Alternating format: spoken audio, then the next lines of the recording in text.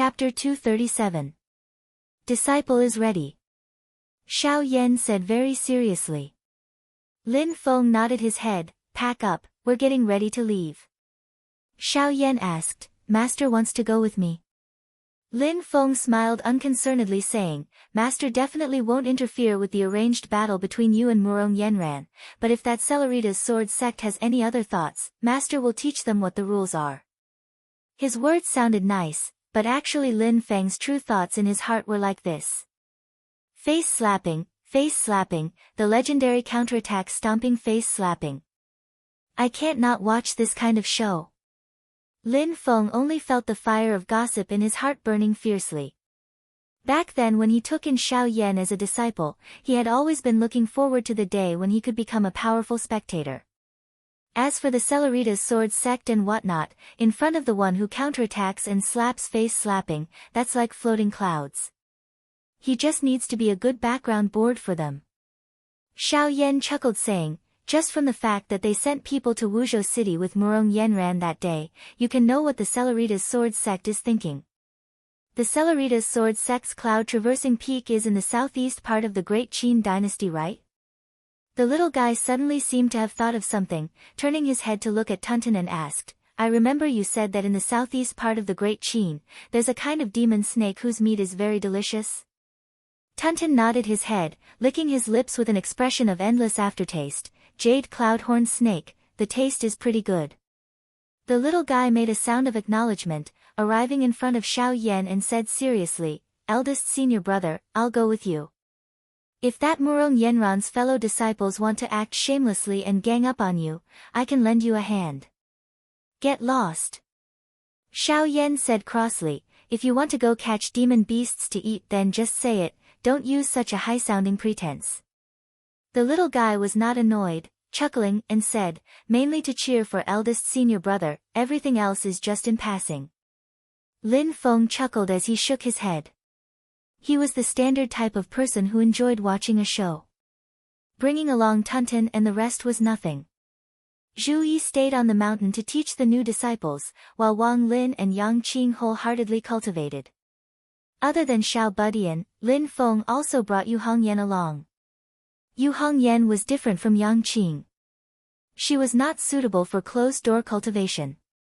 In a sense, actual combat could help her improve and break through. Xiao Budian looked at Xiao Yan and was suddenly lost in thought. After a long while, he suddenly turned his head and said to Lin Feng, Master, after eldest brother's matter is settled, I want to go find my parents. Lin Feng nodded and said, I paid attention to the news of your parents earlier, but they never returned to your Shi clan, and there's still no news of them after so many years. The biggest possibility is that they are staying in a different space, so there's no news of them. Xiao Budian opened his eyes wide, and his eyes were filled with worry. Master, Lin Feng smiled slightly, don't worry, there's something you might not know. All the disciples of your Shi clan who are above the golden elixir period will leave behind a life lamp in the clan's ancestral hall, establishing a connection with their own soul.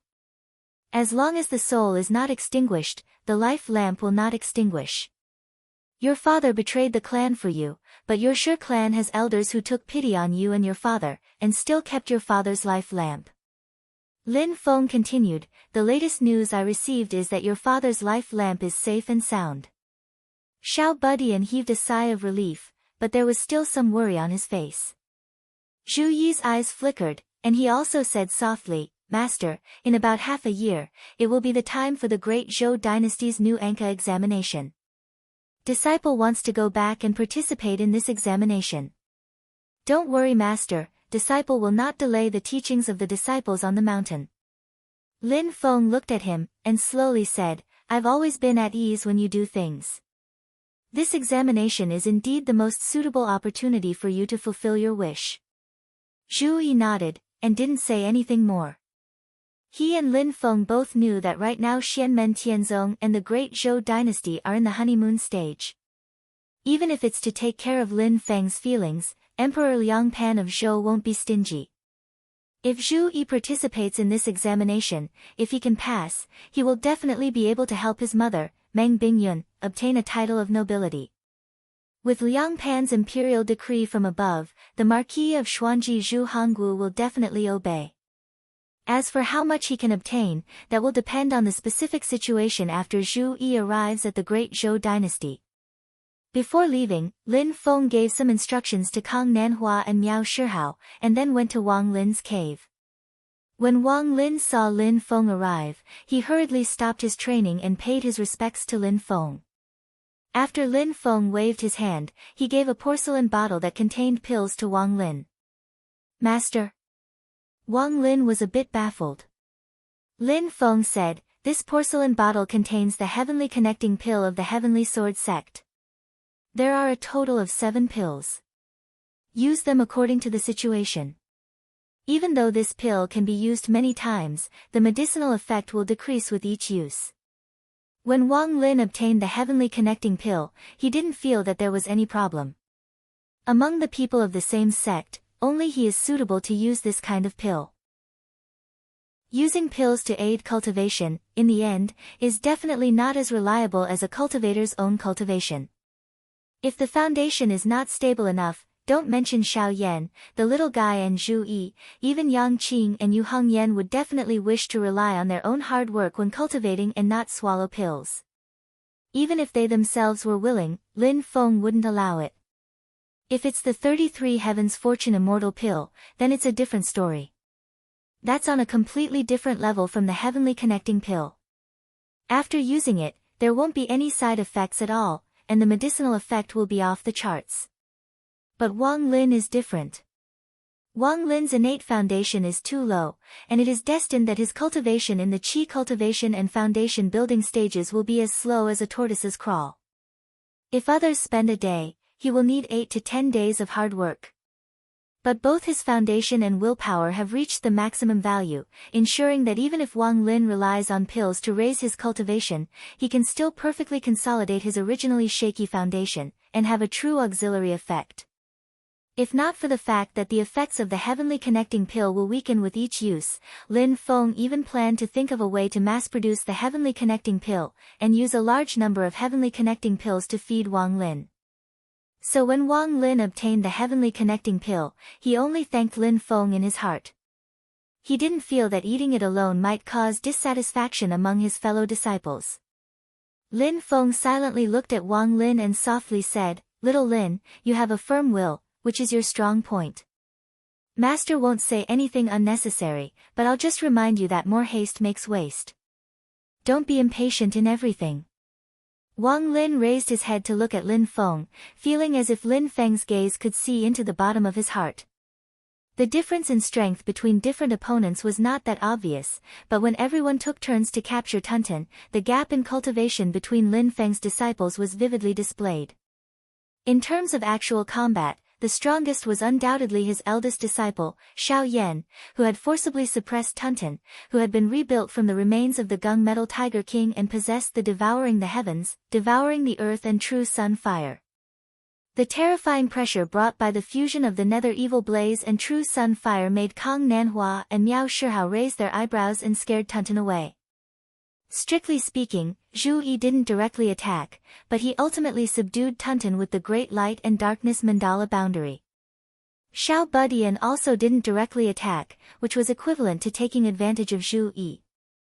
But after Lin Feng removed Zhu Yi's Great Light and Darkness boundary, Tunten didn't dare to act rashly.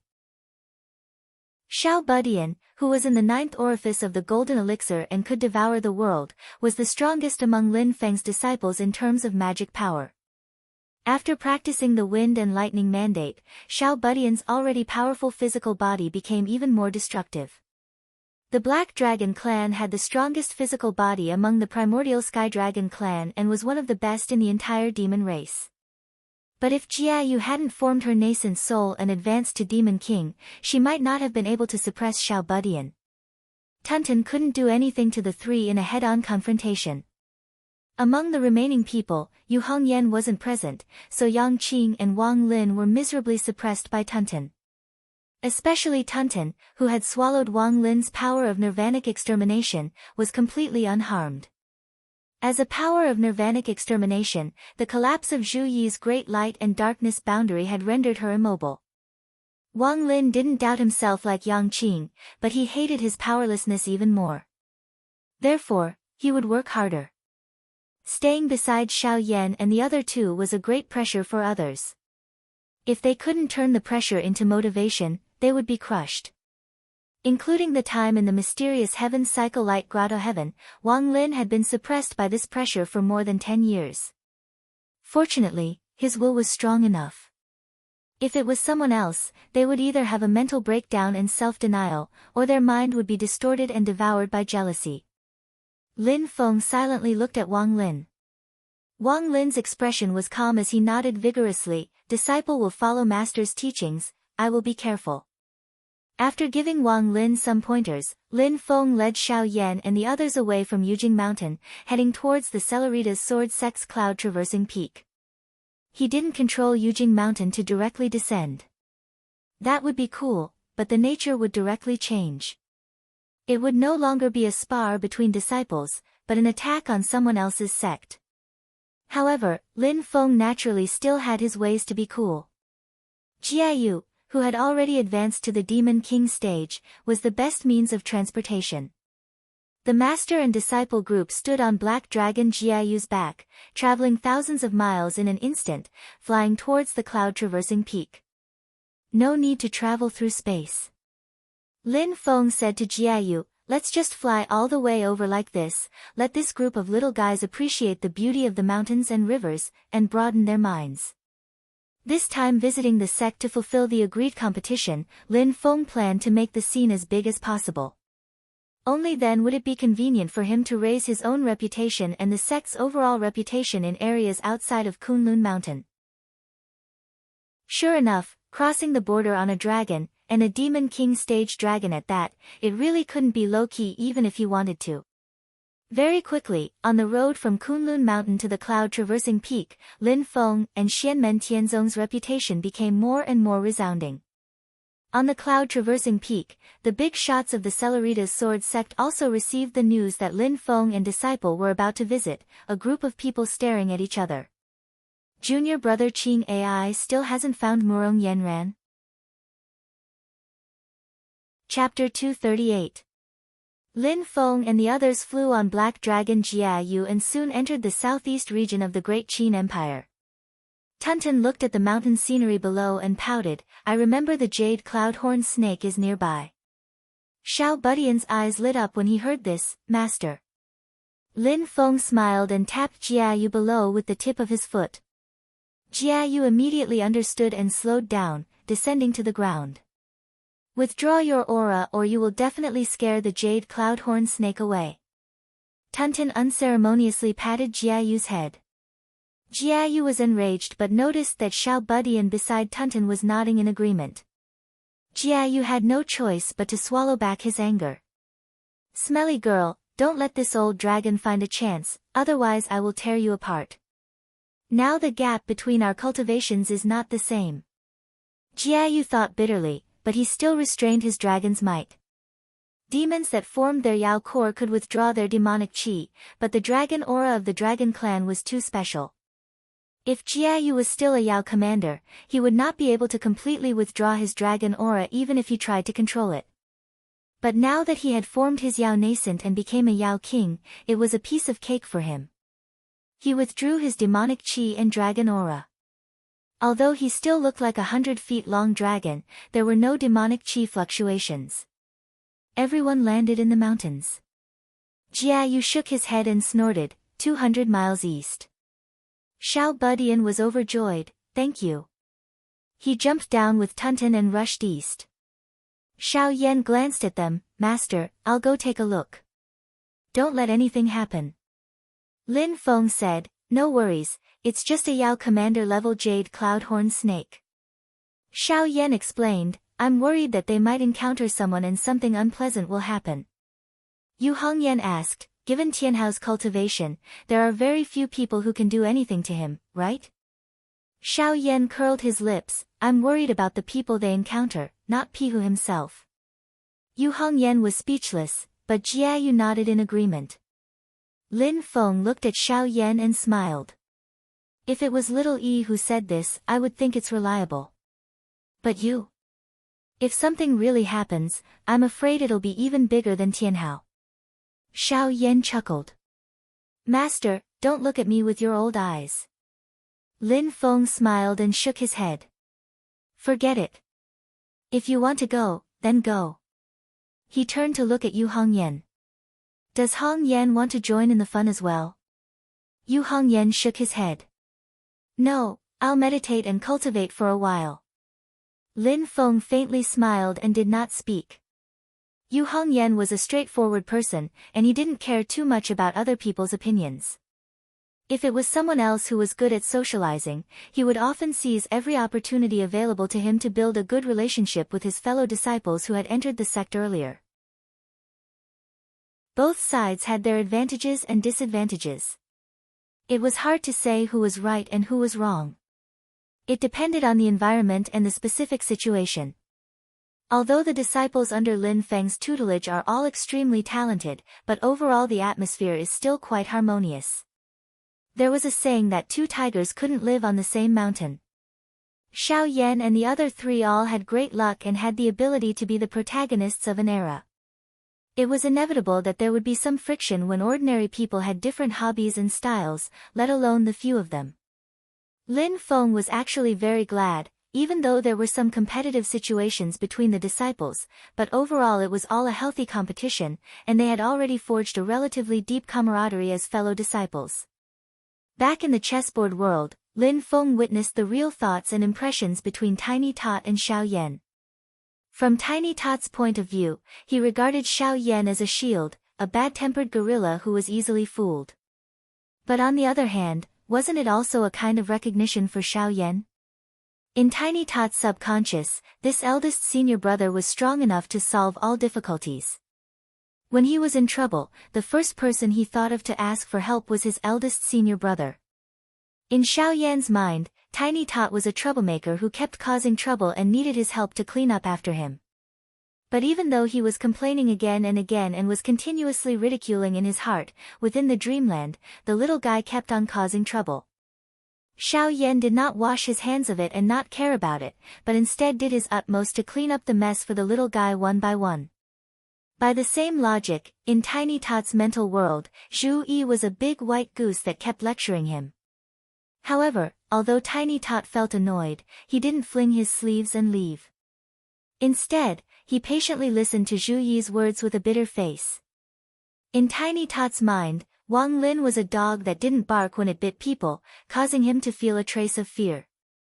But in reality, Tiny Tot's strength was far above Wang Lin's, but in the dream, when he met Wang Lin, his choice was to hide and not kill the black dog with a stick. This situation was already a relatively ideal situation. With Yu Hongyan's personality, in such a relatively benign environment, there wouldn't be too many problems. However, the more people there were, the more thoughts there were, and the harder it was to lead the team. These questions were all to test Lin Feng's control as a master. If he could lead his disciples in the direction of healthy competition, it wouldn't matter. Therefore, although the Heaven Spirit Replenishing Pill's pill formula had already been derived, there was no need to keep the pill and it could be given to any disciple to consume.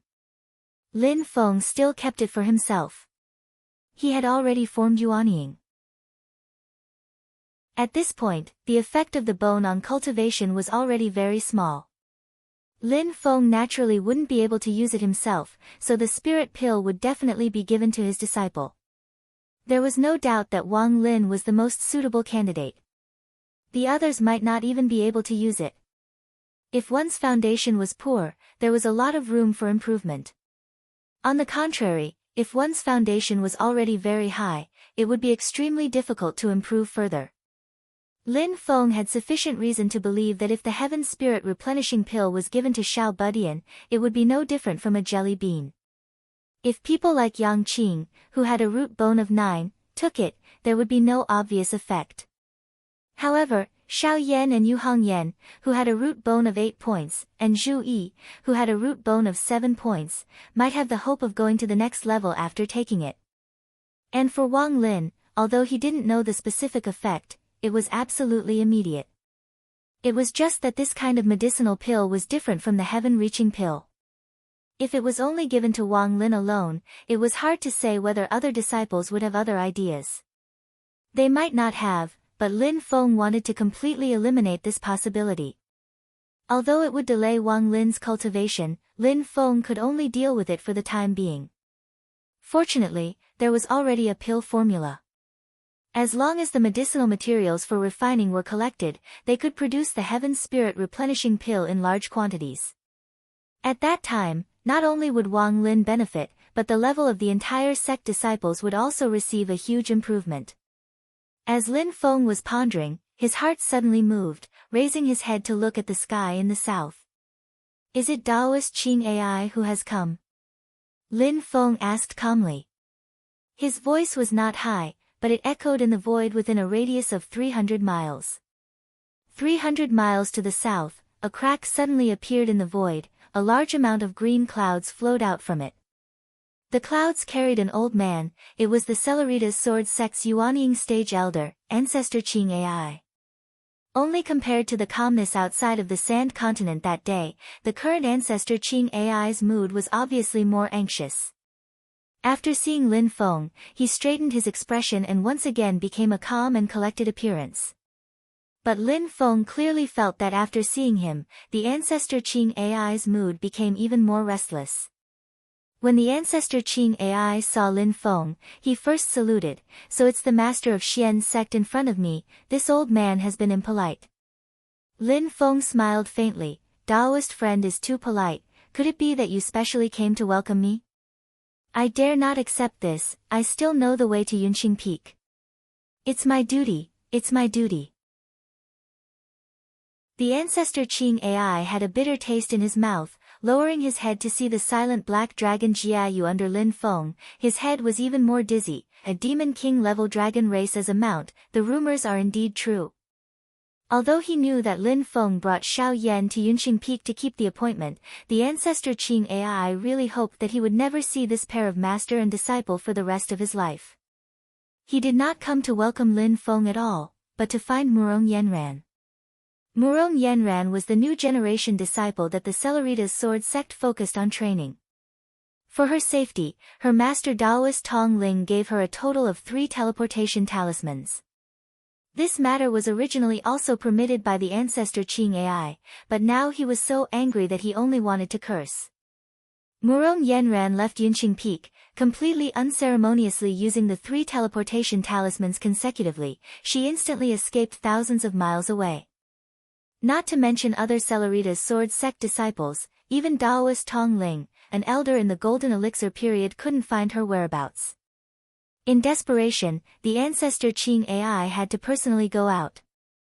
Those 3 teleportation talismans were originally refined by him, so he could barely catch the traces and chase all the way.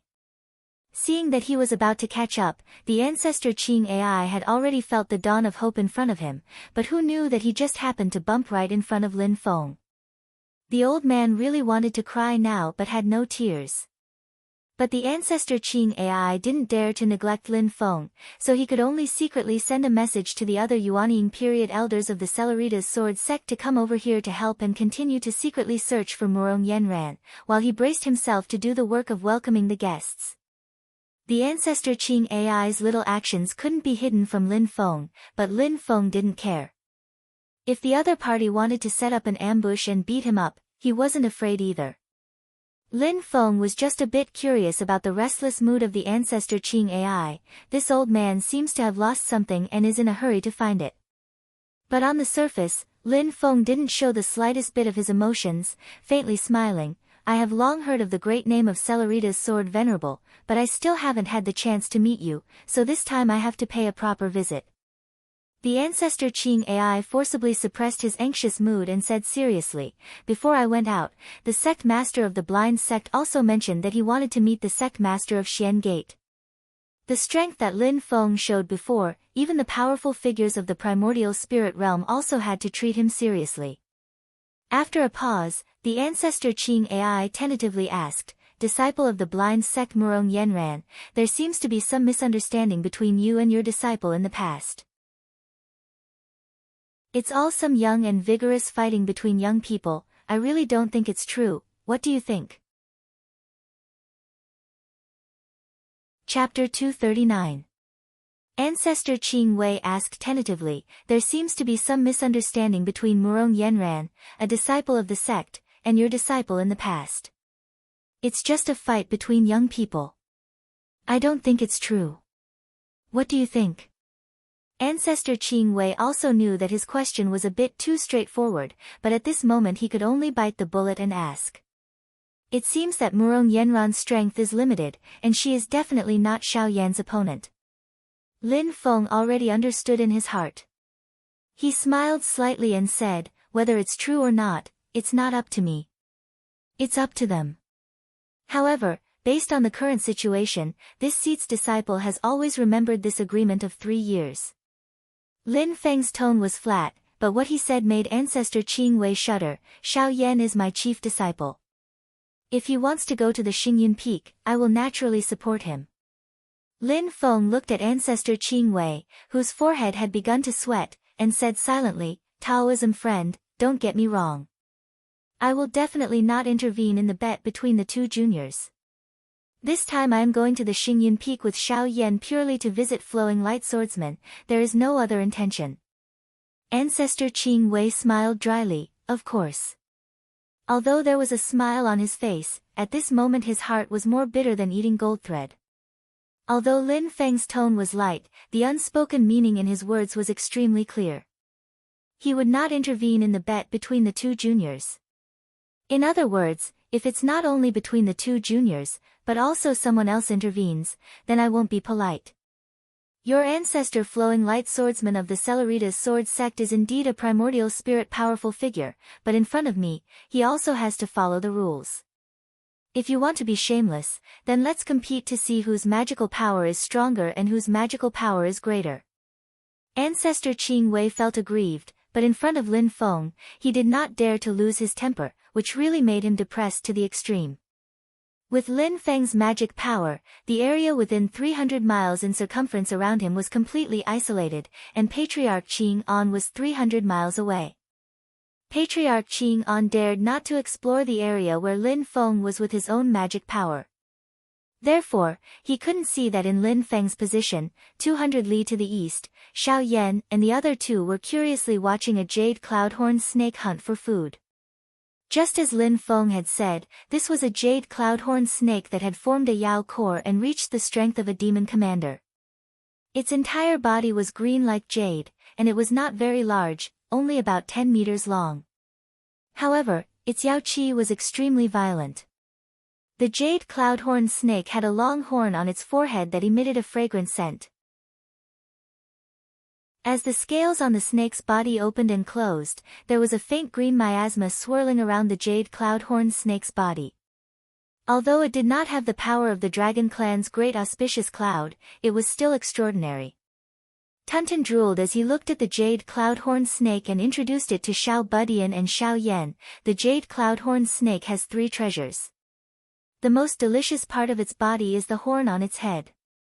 Its horn is hard, and there's nothing delicious about it. However, the inside of the horn is hollow, and there's some amber liquid inside. It's the essence of the jade cloudhorn snake, and it's extremely delicious.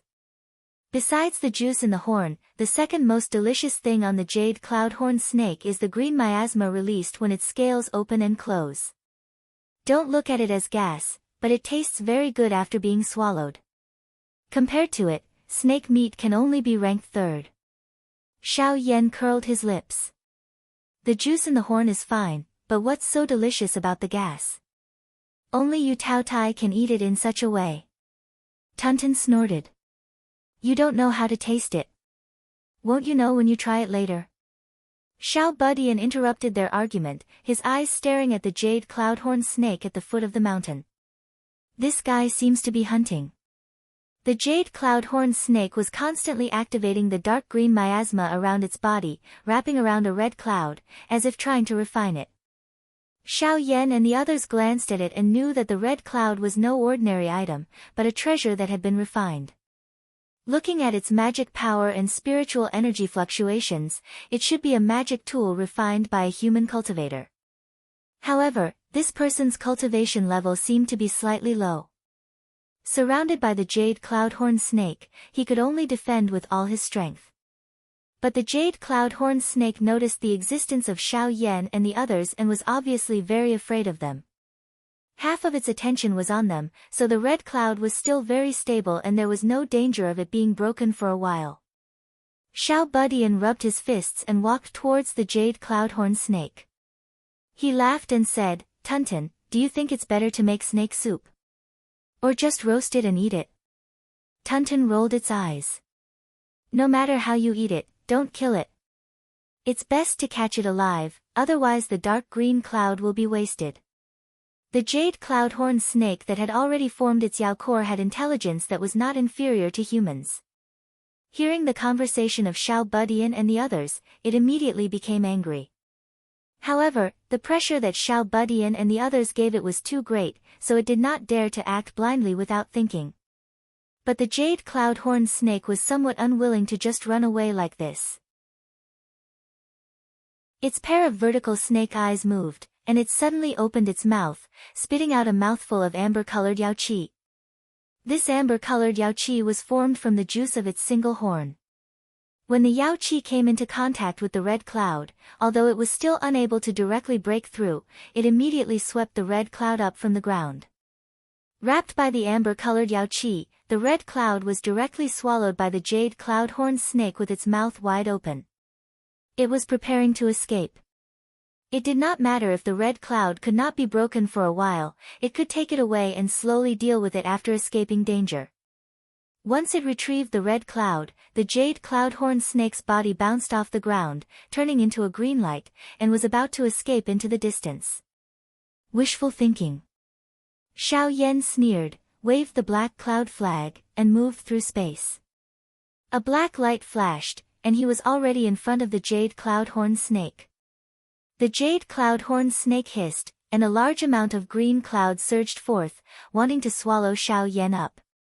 The green cloud carried a faint grassy fragrance, but Xiao Yan did not have the time to carefully taste it. The wild yao qi within the cloud actually caused the entire space to slightly tremble. Xiao Yan raised his eyebrows. "Good monster, your innate magical ability is somewhat similar to my 8 trigrams disintegration." As he said that, Xiao Yan blasted out a fist, and the enormous power of disintegration came into contact with the green cloud, and the green cloud immediately began to disintegrate. But the jade cloud-horn snake's green cloud was indeed powerful, and it actually continuously disintegrated Xiao Yan's magic power. Knitting his brows, Xiao Yan knew that he couldn't continue this stalemate any longer. Among the 3 disciples under Lin Feng that had formed their golden elixir, Xiao Budian's 9 orifices golden elixir could absorb the spiritual energy between heaven and earth. His spiritual energy was the most vigorous, and at the same time, his recovery was also the strongest. The 9 orifices golden elixir could instantly refine a large amount of spiritual energy into his magic power with a single breath. Zhu Yi's light and darkness golden Dan's yin-yang transformation technique was not as vigorous and thick as Xiao Budian's, but its recovery ability was stronger, even more so. On the other hand, Xiao Yan's golden elixir had the strongest explosive power, but its endurance and recovery was a lot lower. Since Xiao Yan cultivated the 8 trigrams Great Tao scripture and absorbed the cyclic violet qi to cultivate, it wasn't impossible for him to slowly exhaust the jade cloud-horn snake with his magic power. However, he recalled Lin Feng's guidance. "Xiao Yan, whether it's your golden elixir magic power or the various divine abilities you've cultivated, your strength lies in your explosive power. Protracted battles aren't your forte, so you should try to make up for your shortcomings. But when it comes to actual combat, you should try to bring out your strengths. Habit is a terrifying thing, and it will often unknowingly affect your judgment. So no matter who your opponent is, remember to play to your strengths and avoid your weaknesses. Only a dead enemy is a good enemy." Thinking of this, Xiao Yan no longer hesitated. His magic power surged, and a pair of bluish-purple flame wings unfolded behind him. A terrifying aura that could destroy heaven and earth instantly spread out. "Don't!" Tunton and Xiao Yan simultaneously cried out in alarm, but Xiao Yan's wings formed from the nether evil flame abruptly closed in midair. Like a pair of gigantic scissors, it directly cut apart the green mist around the jade cloud-horned serpent. The bluish-purple wings did not stop, and under the horrified gaze of the jade cloud-horned snake, they directly cut it in half. The vitality of snakes was extremely strong. Although it was cut in half, the upper body where the snake's head was still struggling to escape into the distance, while the lower body landed on the ground and kept twisting. Wind and lightning surged around the little guy's body as he heavily stepped on the jade cloud-horned snake's head, pressing it into the ground. He saw that the jade cloud-horned snake's body was still burning with a bluish-purple netherworld evil flame, and anxiously shouted, "Eldest senior brother, quickly retract your divine ability, otherwise the snake meat will be burnt to nothing." Tunton hopped around Xiao Yan's side and shouted, "I told you to capture him alive, this is too wasteful." Xiao Yan snorted, "If you don't act quickly, the person who is swallowed by it will be in danger. Is human life more important than food?" Tunton did not think and blurted out, "Of course food is more important." Xiao Yan rolls his eyes and no longer pays attention to her. Xiao Budian increased the strength of his feet, stepping on the jade cloud-horned snake until it could not move. He looked up at Xiao Yan, "Eldest senior brother, what if the person you save is an evil person?" Xiao Yan said indifferently, "Just kill it, what else can I do?" He put away the nether evil flame, then broke open the jade cloud-horned snake's stomach, revealing the red mist artifact inside. The amber demonic aura had turned back into liquid and returned to the horn on the jade cloud-horned snake's head. Without the suppression of the amber demonic aura, the jade cloud-horned snake's digestive ability could not dissolve the red mist. As if feeling the demonic aura that had been attacking it retreat, the red mist trembled slightly, but it still did not disperse. Xiao Yan raised his hand and patted the red mist. It felt like patting cotton, as if it was real. "Okay, that jade cloud-horned snake can't threaten you anymore. You can come out." Hearing Xiao Yan's human voice, and sensing that his mana wave was not like that of a demon, the other party finally relaxed. The red cloud mist gradually dispersed, revealing the original appearance of the person inside. The mist turned into a red line and was absorbed into the gourd on that person's waist. After seeing the person's face clearly, Xiao Yan and that person showed an expression as if they had seen a ghost and exclaimed at the same time, "Murong Yenran? Xiao Yan." The next moment, they shook their heads at the same time, "You've got the wrong person." Xiao Yan shook his head like a drum. He had saved a person for a long time, but it turned out that the person he saved was his former enemy. If Xiao Budian and the others knew about this, he would really lose face. Murong Yenran was even more ashamed and angry. She wanted to find a hole to hide in. For the first time, she felt that there was something more terrible than dying in the snake's mouth. Chapter 240. Even at that time, they had only met once, and they might not have remembered each other's appearance clearly. Even though, counting the time they spent training in the blessed heavenly abode, perhaps it had already been more than 10 years since they last met. Even though both of their appearances had undergone huge changes. But Xiao Yan and Murong Yenran still immediately recognized each other's identity. It was just that meeting under such circumstances was really somewhat out of the two's expectations. Murong Yenran was ashamed and angry to the point that she wanted to die, and Xiao Yan was also extremely embarrassed. In Xiao Yan's expectations, either Murong Yenran oversaw the cloud-traversing peak, setting up all kinds of ostentatious displays, waiting for him to come to challenge her, or joining forces with the people of the Celeritas sword sect to kill him halfway. But he never thought that he would meet Murong Yenran in such a sorry state. Xiao Budian handed the half-dead jade cloud-horned snake to Tunton, and came over himself, asking curiously, "Eldest senior brother, do you know each other?" Xiao Yan and Murong Yenran said in unison, "No." "Who are you trying to fool?" Xiao Budian looked at the two embarrassed people, curling his lips, looking at Xiao Yan with dissatisfaction. "Eldest senior brother, I'm at least 11 years old, not a baby, don't think that I'm so easy to coax, okay?" Xiao Yan rolled his eyes, not answering. Xiao Budian looked at Murong Yenran with a smile. "If I didn't hear wrong, I remember that just now my senior brother called your name." Murong Yenran's face darkened. It seemed that this brat already knew, and was purposely playing dumb here. You're Murong Yenran. Xiao Budian circled around her. At that time it was you who dumped my eldest senior brother. TSK, what a character. Being swept up and down by Xiao Budian's unbridled gaze, although Xiao Budian was only a half-grown child, Murong Yenran still felt ashamed and angry. What made her especially embarrassed was that the way Xiao Budian sized her up was not admiring a beauty, but rather like watching a rare animal. Although you're a golden elixir period cultivator, if you think that you can humiliate me like this, then you're wrong. Murong Yenran pulled herself together and said in a low voice, is this the quality of the disciples of Xianmen Tianzong? The little guy widened his eyes, as if he saw the most astonishing thing in the world.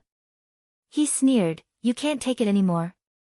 Back then when you went to Wuzhou City to dump my eldest senior brother, where did your quality go? Those who humiliate others will always be humiliated by others. What privilege do you think you have? Murong Yenran's face turned pale, unable to speak. Xiao Yan waved his hand. Xiao Yan smiled and said nothing. Xiao Yan stared at Murong Yenran and said calmly, Miss Murong, why are you here? Travel? It seems like you've forgotten that someone said he would go to the cloud-traversing peak to challenge you. Perhaps you think that person will never appear. Murong Yenran took a deep breath, raised her head, and looked straight into Xiao Yan's eyes.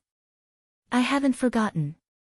Since we've met today, then we might as well finish the bet we made that day. As she spoke, she patted the gourd at her waist. A red mist gushed out and enveloped her whole body. At the same time, the long sword at her waist was unsheathed, turning into a pure white flowing light that kept flashing in the air. At this moment, she already knew that Xiao Yan's strength was far superior to hers, but she still wanted to fight with all her strength. Her pride and dignity did not allow her to shrink back and admit defeat in front of Xiao Yan. Xiao Yan looked at Murong Yenran silently and did not speak. Xiao Budian looked at Murong Yenran who was going all out with a smile and said, the middle stage of Zhuji realm, you can't fight with my eldest senior brother. He turned his head to look at Xiao Yan.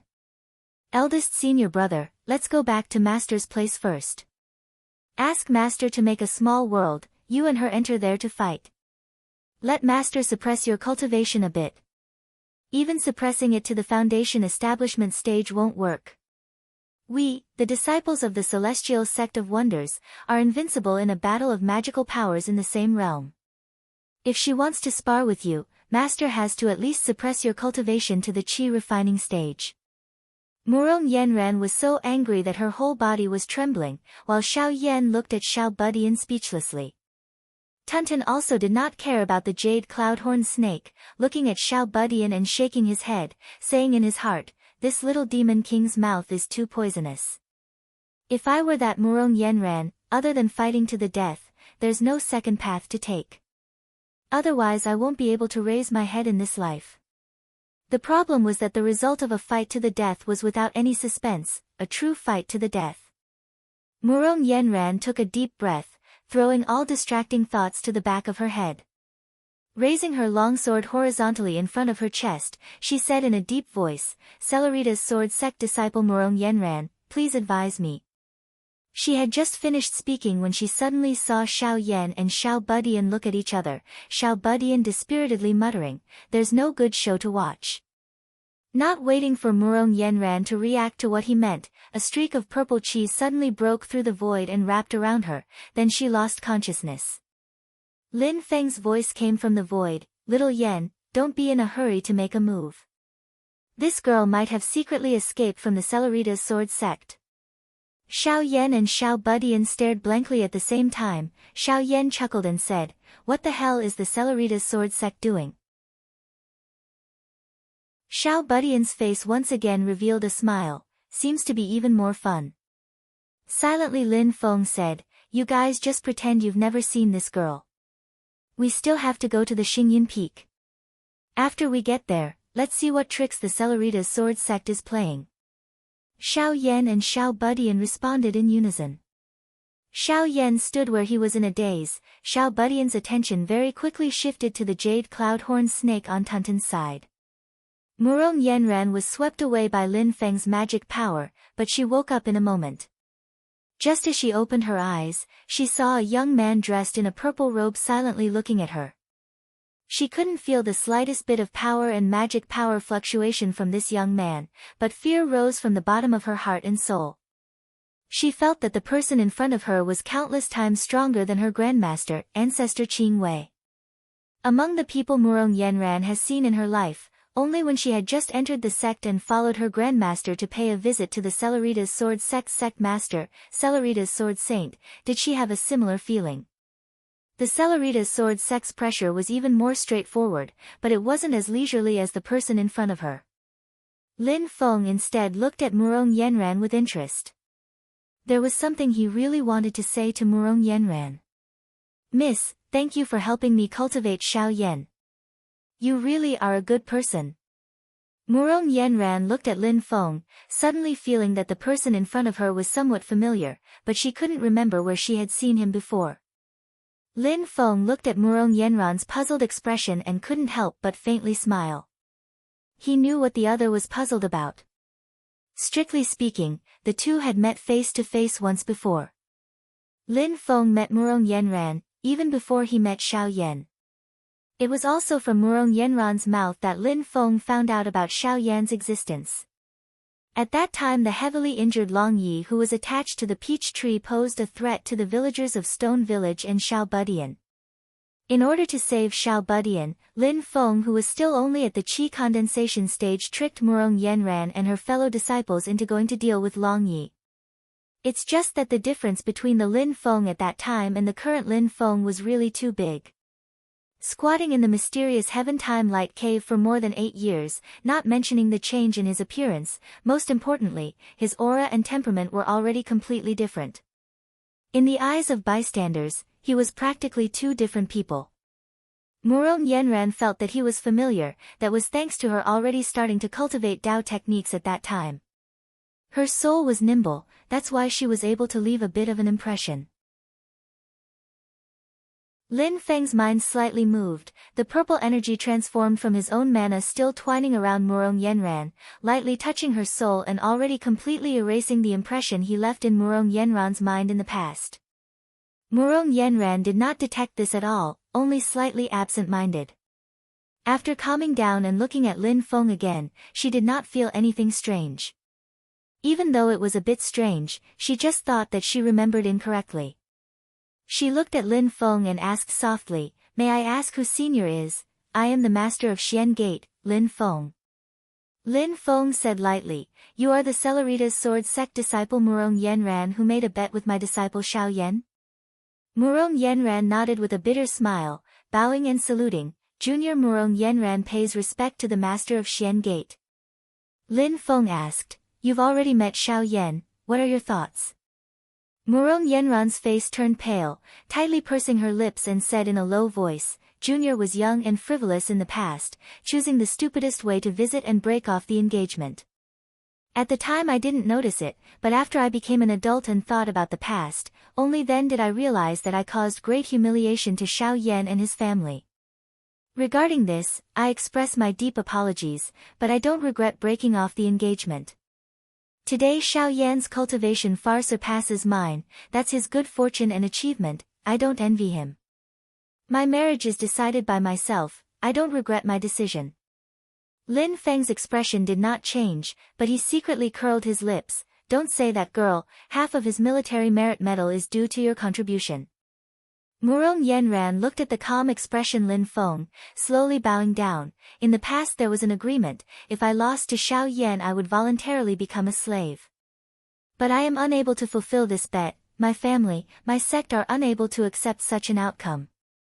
Anyway, in Xiao Yan's eyes I am also a shameless person, so I can only be shameless again. The mistake in the past I am willing to use my life to pay for it, but the matter of becoming a slave is something I am unable to do."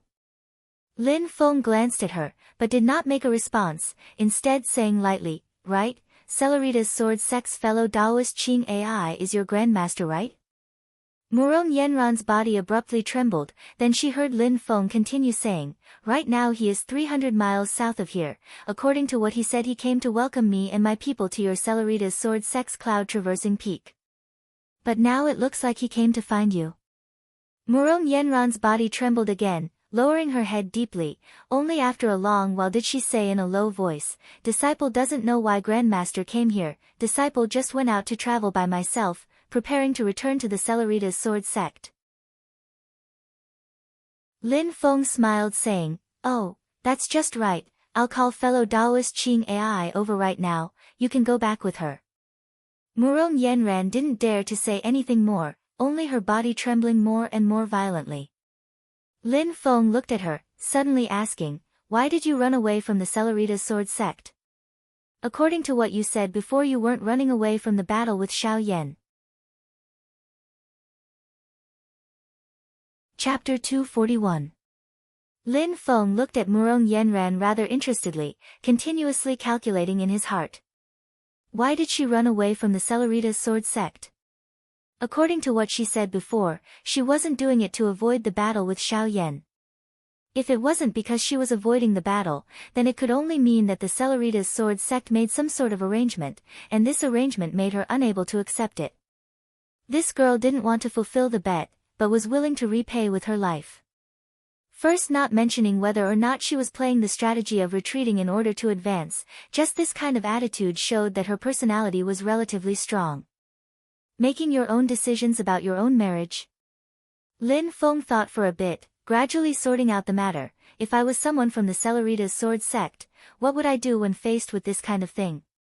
Not their match, but not wanting to admit defeat, then the best method could only be to ask for outside help, find helpers to share the pressure on your body. Lin Feng looked at the uneasy Murong Yenran, suddenly asking, "Tell me, who is the Celeritas Sword Sect preparing to send you to unite by marriage? Mount Shu Sword Sect or the Great Qin Dynasty?" Murong Yenran raised her head in shock to look at Lin Feng. Lin Feng's expression was calm. To be able to help the Celeritas Sword Sect withstand the pressure brought by Xianmen Tianzong, the most suitable ones are only the Mount Shu Sword Sect and the Great Qin Dynasty. Junior doesn't know what senior is talking about. Murong Yenran deeply lowered her head. The corners of Lin Feng's mouth slightly hooked into a light smile, his tone calm and gentle, but when the words he said fell into Murong Yenran's ears, it made her entire body feel as if it had fallen into an ice cave. "Being the servant of my disciple, you are unable to accept it, afraid of bringing shame to your family and sect, but have you ever thought about it? Now that you refuse the marriage and run away, will it leave an irreparable crack between the Celeritas Sword Sect and the other party? If it's the Mount Shu Sword Sect, then it's fine, but if it's the Great Qin Dynasty, your actions very likely will bring disaster to your family. If I remember correctly, although your Murong family isn't among the 4 great families of the Great Qin Dynasty, it's still one of the few rich families below the 4 great families. Your Murong family's base is even in the Great Qin Dynasty's capital, West Hill City, right under the eyes of the Great Qin Emperor." Murong Yenran's body suddenly trembled and she saw stars.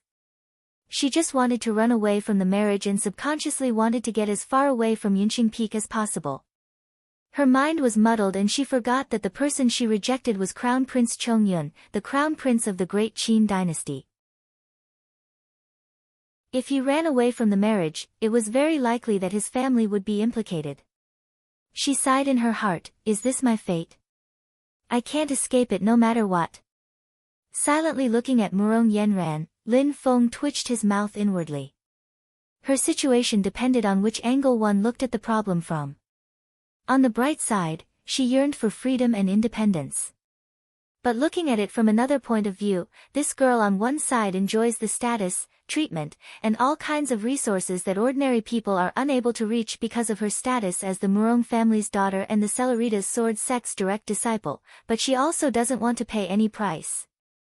Regardless of whether it was the secular world or the cultivation world, it was very common for the descendants of aristocratic families to get married. In fact, independent marriages were actually rare. If there was a gain, naturally there would be a price to pay, or in other words, she had to bear the corresponding responsibility. Murong Yenran hated her family and sect elders who arranged her life events, but she forgot that because she was the Murong family's direct daughter and the Celeritas Sword sect's core disciple, she could enjoy resources that ordinary people could not reach. Of course, maybe deep in her heart, the girl hoped that she was born in an ordinary family. This was not what Lin Feng could guess. He could only speculate based on the existing clues, and it was impossible for him to really see through people's hearts. Regarding Murong Yenran's psychological state, Lin Feng was not sure, nor did he deny it. It was still that sentence, looking at a problem from different angles, one would often get different conclusions. For Lin Feng, the only thing he cared about was, what kind of variables would this matter add to the trip of him and Xiao Yan and the others? Murong Yenran had already calmed down at this moment. Although her face was pale, she still bowed to Lin Feng politely. "Senior, please point out the direction of Ancestor Qing Wei's ancestor. Senior and your party are guests from afar. As a disciple of the Celeritas Sword sect, I am willing to lead the way and bring Senior and several senior brothers to tour the cloud-traversing peak." Lin Feng looked at Murong Yenran with a slight smile, but did not speak. Murong Yenran's mood suddenly became perturbed. She suddenly thought that since Lin Feng had already seen through the plans of Ancestor and Master, how would he let her go back so easily? Detaining her here, the great Qin dynasty and the Celeritas Sword sect would inevitably become hostile. The plans of Ancestor Qing Wei and the others would be ruined in minutes. Xianmen Tianzong could easily destroy the plans of the Celeritas Sword sect, and could even counterattack the Celeritas Sword sect. On the agreed date of the fight, Lin Feng brought Xiao Yan to the cloud-traversing peak, but Murong Yenran could not show up. How would he explain to the Celeritas Sword sect? After the opening ceremony outside of Shazhou City, the names of Lin Feng and Xianmen Tianzong had already been thoroughly established. Besides Lin Feng's own origin being a mystery, the identities and backgrounds of his disciples were already no longer a secret. In the past, Xiao Yan went from a genius to a loser, and then after being taken in as a disciple by Lin Feng, his experience of soaring to the sky in one go became the inspirational model for all the young talents in the world. Inevitably, the matter of Murong Yenran coming to break off the engagement that day was also brought up by people. After all, everyone has a heart for gossip. This kind of peach-colored lace was the most popular with the public. Originally it was only a small circle of people, but with Lin Feng's recent great momentum, riding a dragon all the way, personally accompanying Xiao Yan to the cloud-traversing peak to keep the appointment, the people who knew already became more and more. It was precisely because of this that the Celeritas Sword sect felt an increasing headache. If on the day of the wagered fight Murong Yenran really was unable to show up, outsiders would only think that she was afraid to fight. The result would be even more shameful than losing. In addition, the Celeritas Sword sect stood Crown Prince Chongyun up. At that time the pressure from both sides would come up together, and the Celeritas Sword sect would no longer be able to survive. Thinking of this, the gaze with which Murong Yenran looked at Lin Feng clearly became frightened. But Lin Feng's attention was not on her, instead splitting out a strand of divine sense, crushing a sound transmission crystal, using a silent mana transmission method to communicate with the person on the other side of the crystal. "Has anything interesting happened recently?" On the other side of the crystal a clear female voice sounded. It was the voice of Taishu Temple's former saintess Yan Mingyue. If speaking of interesting, then it would be you sect leader Lin, riding a dragon across half of the great Qin dynasty, personally accompanying this disciple to keep the appointment at the cloud-traversing peak. After both sides had been in contact for a while, Lin Feng gradually became accustomed to Yan Mingyue's teasing. "You know what I'm asking?" Yan Mingyue naturally knew that what Lin Feng was referring to was the situation of him riding a dragon with great fanfare, and the reactions of the various powers towards this. The great Qin dynasty's heir apparent, Crown Prince Chongyun, recently left the great Qin dynasty's capital Xiling City, his whereabouts unknown. Silently Yan Mingyue said, "There is news that he is heading towards the great Qin dynasty's southeast territory." The great Qin dynasty's southeast territory is the Celeritas Sword sect's territory, the area where the cloud-traversing peak is located. "Personally coming over?" Lin Feng calculated in his heart for a moment, suddenly asking, I heard that the great Qin dynasty produced an extraordinary person. Yan Mingyue answered, sect leader Lin is referring to their new prime minister, right? Rumor has it that he doesn't have the slightest bit of cultivation, but subdued everyone in the great Qin dynasty. To be able to cause such a ruckus, but not be a true cultivator, this person naturally has some areas that surpass others. Lin Feng smiled faintly, slowly calculating in his heart, thank you fellow Yan. Yan Mingyue's tone was calm, sect leader Lin is too polite. I wonder when your disciple Zhu Yi will return to Tianjing City. He has already not visited teacher Uncle Meng's grave for a long time. Lin Feng asked indifferently, is this your question or is it asking on behalf of the Marquis of Xuanji Zhuhangguo? Yan Mingyue answered, neither, I'm interrogating on behalf of Emperor Zhou. Lin Feng smiled saying, so you are not preparing to learn from Meng Bingyun and marry Zhu Hongguo, but rather directly enter the palace? Sect leader Lin must be joking. Yan Mingyue's tone carried a bit of a smile, what Mingyue seeks is completely different from teacher Uncle Meng, so naturally I won't use the same method. Lin Feng's pupils abruptly contracted. According to what he knows, in Taishu Temple, Meng Bingyun and Yan Mingyue should be on the same side. Now that Yan Mingyue said this, does it mean that she wants to change sides, or does she have some other thoughts? Thoughts continuously turning in his heart, Lin Feng's tone did not reveal any clues, so it's like this, then it's me who was rash. Yan Mingyue continued to say, that's right, there's something I need to inform sect leader Lin in advance. In a few days, Mingyue will be returning to my sect's White Cloud Mountain. At that time, I might not be able to contact sect leader Lin like now. Lin Feng nodded his head slightly. Yan Mingyue informing him of this matter in advance is quite good, allowing him to make many arrangements in advance so that there won't be any sudden changes and he won't be caught unprepared. I wish fellow Yan a smooth journey. Lin Feng smiled faintly. Yan Mingyue also smiled and said, Mingyue will be very content if I don't get thrown out. Speaking of which, junior brother Pang returned to White Cloud Mountain before, with his talent and what he gained in the Sand Continent, I'm sure he will make a breakthrough very soon. Lin Feng smiled, but did not continue on this topic, lightly saying, I wish fellow Yan a smooth journey. I also wish sect leader Lin a smooth journey on Cloud Traversing Peak.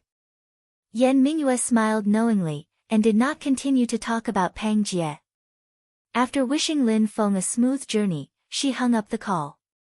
After thinking for a while, Lin Feng muttered to himself, if I want to verify my guess, then I'll just have to go to a place. He raised his head to look at Murong Yenran. Seeing Murong Yenran's uneasy eyes, he couldn't help but smile. Without further explanation, Murong Yenran lost consciousness with a roll of purple qi. After calling Xiao Yan and others back, Lin Feng removed the barrier of Dharma power and let Ancestor Qing Wei come closer. Ancestor Qing Wei was also uneasy. Although he tried to pretend to be calm, his eyes kept observing the expressions of Lin Feng and his apprentices, lest they had already met Murong Yenran. After receiving Lin Feng's order in advance, Xiao Yan and others all controlled their emotional changes, so that Ancestor Qing Wei couldn't find any clues. The old man couldn't help but mutter more in his heart. At this time, Lin Feng took the initiative to say with a smile, before going to Cloud Traversing Peak, I plan to go to a place on the way. Fellow Yan Mingyue, would you like to go with me? Chapter 242. Looking at the uneasy Qing Wei ancestor, Lin Feng smiled, before going to Xingyun Peak, I plan to go to a place on the way. Would you like to go with me? Oh. Since Sect Master Lin is in such a good mood, I'm naturally happy to go with you.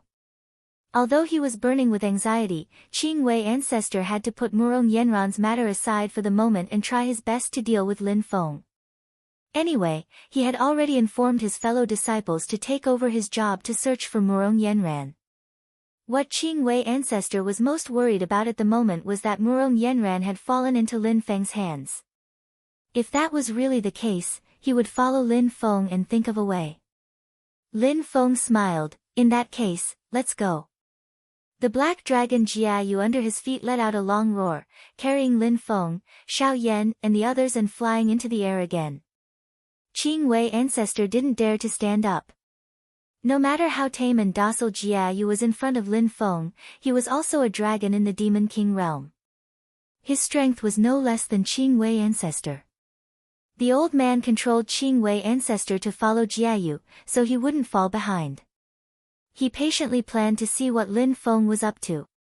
Who knew that the more they went down, the more Qing Wei ancestor felt something was wrong. Looking at where Lin Feng was going, his destination was Xiao Yan's hometown, Wuzhou City. Xiao Yan looked at the city on the horizon in the distance and also recognized it. His heart was slightly warm and he turned to look at Lin Feng. "Master." Lin Feng smiled faintly. "Come to think of it, you haven't been back to Wuzhou for almost 3 years since you became my disciple. There was a saying that if you don't return to your hometown when you are rich, it's like walking at night in brocade clothes." Maybe some people would think that this idea was shallow, but it was undeniable that returning home in brocade clothes had a great attraction for everyone who went out to fight. If there were people they cared about there, the attraction would be even greater. Xiao Yan nodded lightly, saying, "Disciple originally planned to report to Master after the battle at Xingyun Peak and return to Wuzhou to take a look. Will there still be suspense in that battle?" Lin Feng smiled leisurely. Xiao Yan also smiled. Jia Feng flew into the sky above Wuzhou City, immediately causing the entire city to fall into a state of panic. The arrival of a Demon King-level demon brought great pressure. The entire Wuzhou City, the city lord with the highest cultivation, was no more than Golden Elixir realm. A well-dressed middle-aged man flew into the sky, looking at Lin Feng and Yan and Jia Feng on Feng's back, bowing and asking, "Wei Feng, Wei, Sect Master, Feng, Jia, Master of Feng, and Tian Feng and Long Feng is." Junior Li Yunsong, Great Qin's Wuzhou City Lord, respectfully welcomes senior's arrival. Lin Feng didn't say anything. Xiao Yan beside him jumped down from Jia Feng's back, stepping into the air and arriving in front of Li Yunsong, bowing back. "Xianmen Tianzong disciple Xiao Yan, City Lord Li greets you." Li Yunsong looked at Xiao Yan who was standing in the air, secretly nodding his head. "This is that master of Feng's first disciple Xiao Yan, indeed he is in the Golden Elixir period realm. Rumor has it that he can contend against the Yuanying ancestor. I wonder if that's true or false. I really didn't think that a tiny Xiao family would actually produce such a person." Li Yunsong secretly observed Xiao Yan, even though he is also a Golden Elixir initial stage cultivator like him, but the power that Xiao Yan faintly exuded made Li Yunsong secretly apprehensive. Regarding Lin Feng, ignoring him, Li Yunsong didn't dare to have the slightest dissatisfaction, instead feeling that it was natural. Looking at Xiao Yan, then looking at Lin Feng, Li Yunsong secretly sighed in his heart. This Xianmen Tianzong's sudden rise is really unfathomable. He then turned to look at the ancestor Qing Ai at the side. Even though he doesn't recognize him, he can also feel that terrifying mana fluctuations. Looking again at the green cloud under the ancestor Qing Ai's feet, he had a guess in his heart. Which ancestor of the Celerita sword sect has descended? The ancestor Qing Ai said indifferently, "I am Qing Ai, City Lord Li doesn't need to be so courteous." Li Yunsong immediately understood, so it is the ancestor Qing Ai who has graced us with his presence. At this time Xiao Yan said, "This time we only came to Wuzhou City along the way, we won't be staying for long, City Lord Li doesn't need to be so courteous." Li Yunsong nodded his head, smiling and extending his hand to lead. "If that's the case then I won't disturb you any longer, everyone please." To be able to become the city lord, Li Yunsong's eyes and brows are naturally bright. He didn't stay any longer and left on his own. Xiao Yan is a Wuzhou local, naturally he doesn't need him to do any guiding or similar work. No matter if it's Lin Feng, or the ancestor Qing Ai, Black Dragon Jiayu, or even Xiao Yan, Tunten, and Xiao Budian, whoever wants to flatten Wuzhou City is not someone that Li Yunsong can stop. Since that's the case, he better not worry too much about it. It's okay, the arrangements from before should be able to satisfy the people of Xianmen Tianzong. Thinking of this, Li Yunsong couldn't help but wipe his sweat, rejoicing that he carried out Crown Prince Chongyun's orders to the letter. On Li Yunsong's side he secretly rejoiced. Xiao Yan looked at the Xiao family mansion in front of him but was somewhat dazed. Looking at the neighbors to his left and right, only then did he confirm that he didn't remember the address of the house incorrectly. The Xiao family mansion in front of him, compared to when he left in the past, has more than doubled in size and extravagance. The brick walls, the gates, the courtyard and pavilions, all have been renovated and is currently still in the process of expansion. There's that newly built small building that isn't even half complete. The location of the foundation should have originally belonged to the neighbors. The entire Xiao family mansion is being expanded and swallowed up a lot of nearby land. At the entrance of the mansion there's already a group of people waiting there. It's precisely the Xiao family members who were secretly notified by Li Yunsong. Looking at the approaching Xiao Yan, everyone had warm smiles on their faces. Xiao Yan secretly frowned. He knows all of those smiling faces, but right now each one looks more and more unfamiliar than the other. This brought back many distant but not very happy memories for him. In Xiao Yan's impression, he had only seen these smiling faces before he was 12 years old. At that time he still hadn't become trash because of Yan Mingyue and Tunten. He was still a young genius, famous far and wide in the entire Wuzhou city and even the entire southeast of the Great Qin dynasty. Unfortunately, ever since a great change when he was 12 years old, Xiao Yan's great perfection Qi disciple cultivation level at that time regressed to the first layer of Qi disciple overnight, instantly falling from the clouds to the bottom of the valley.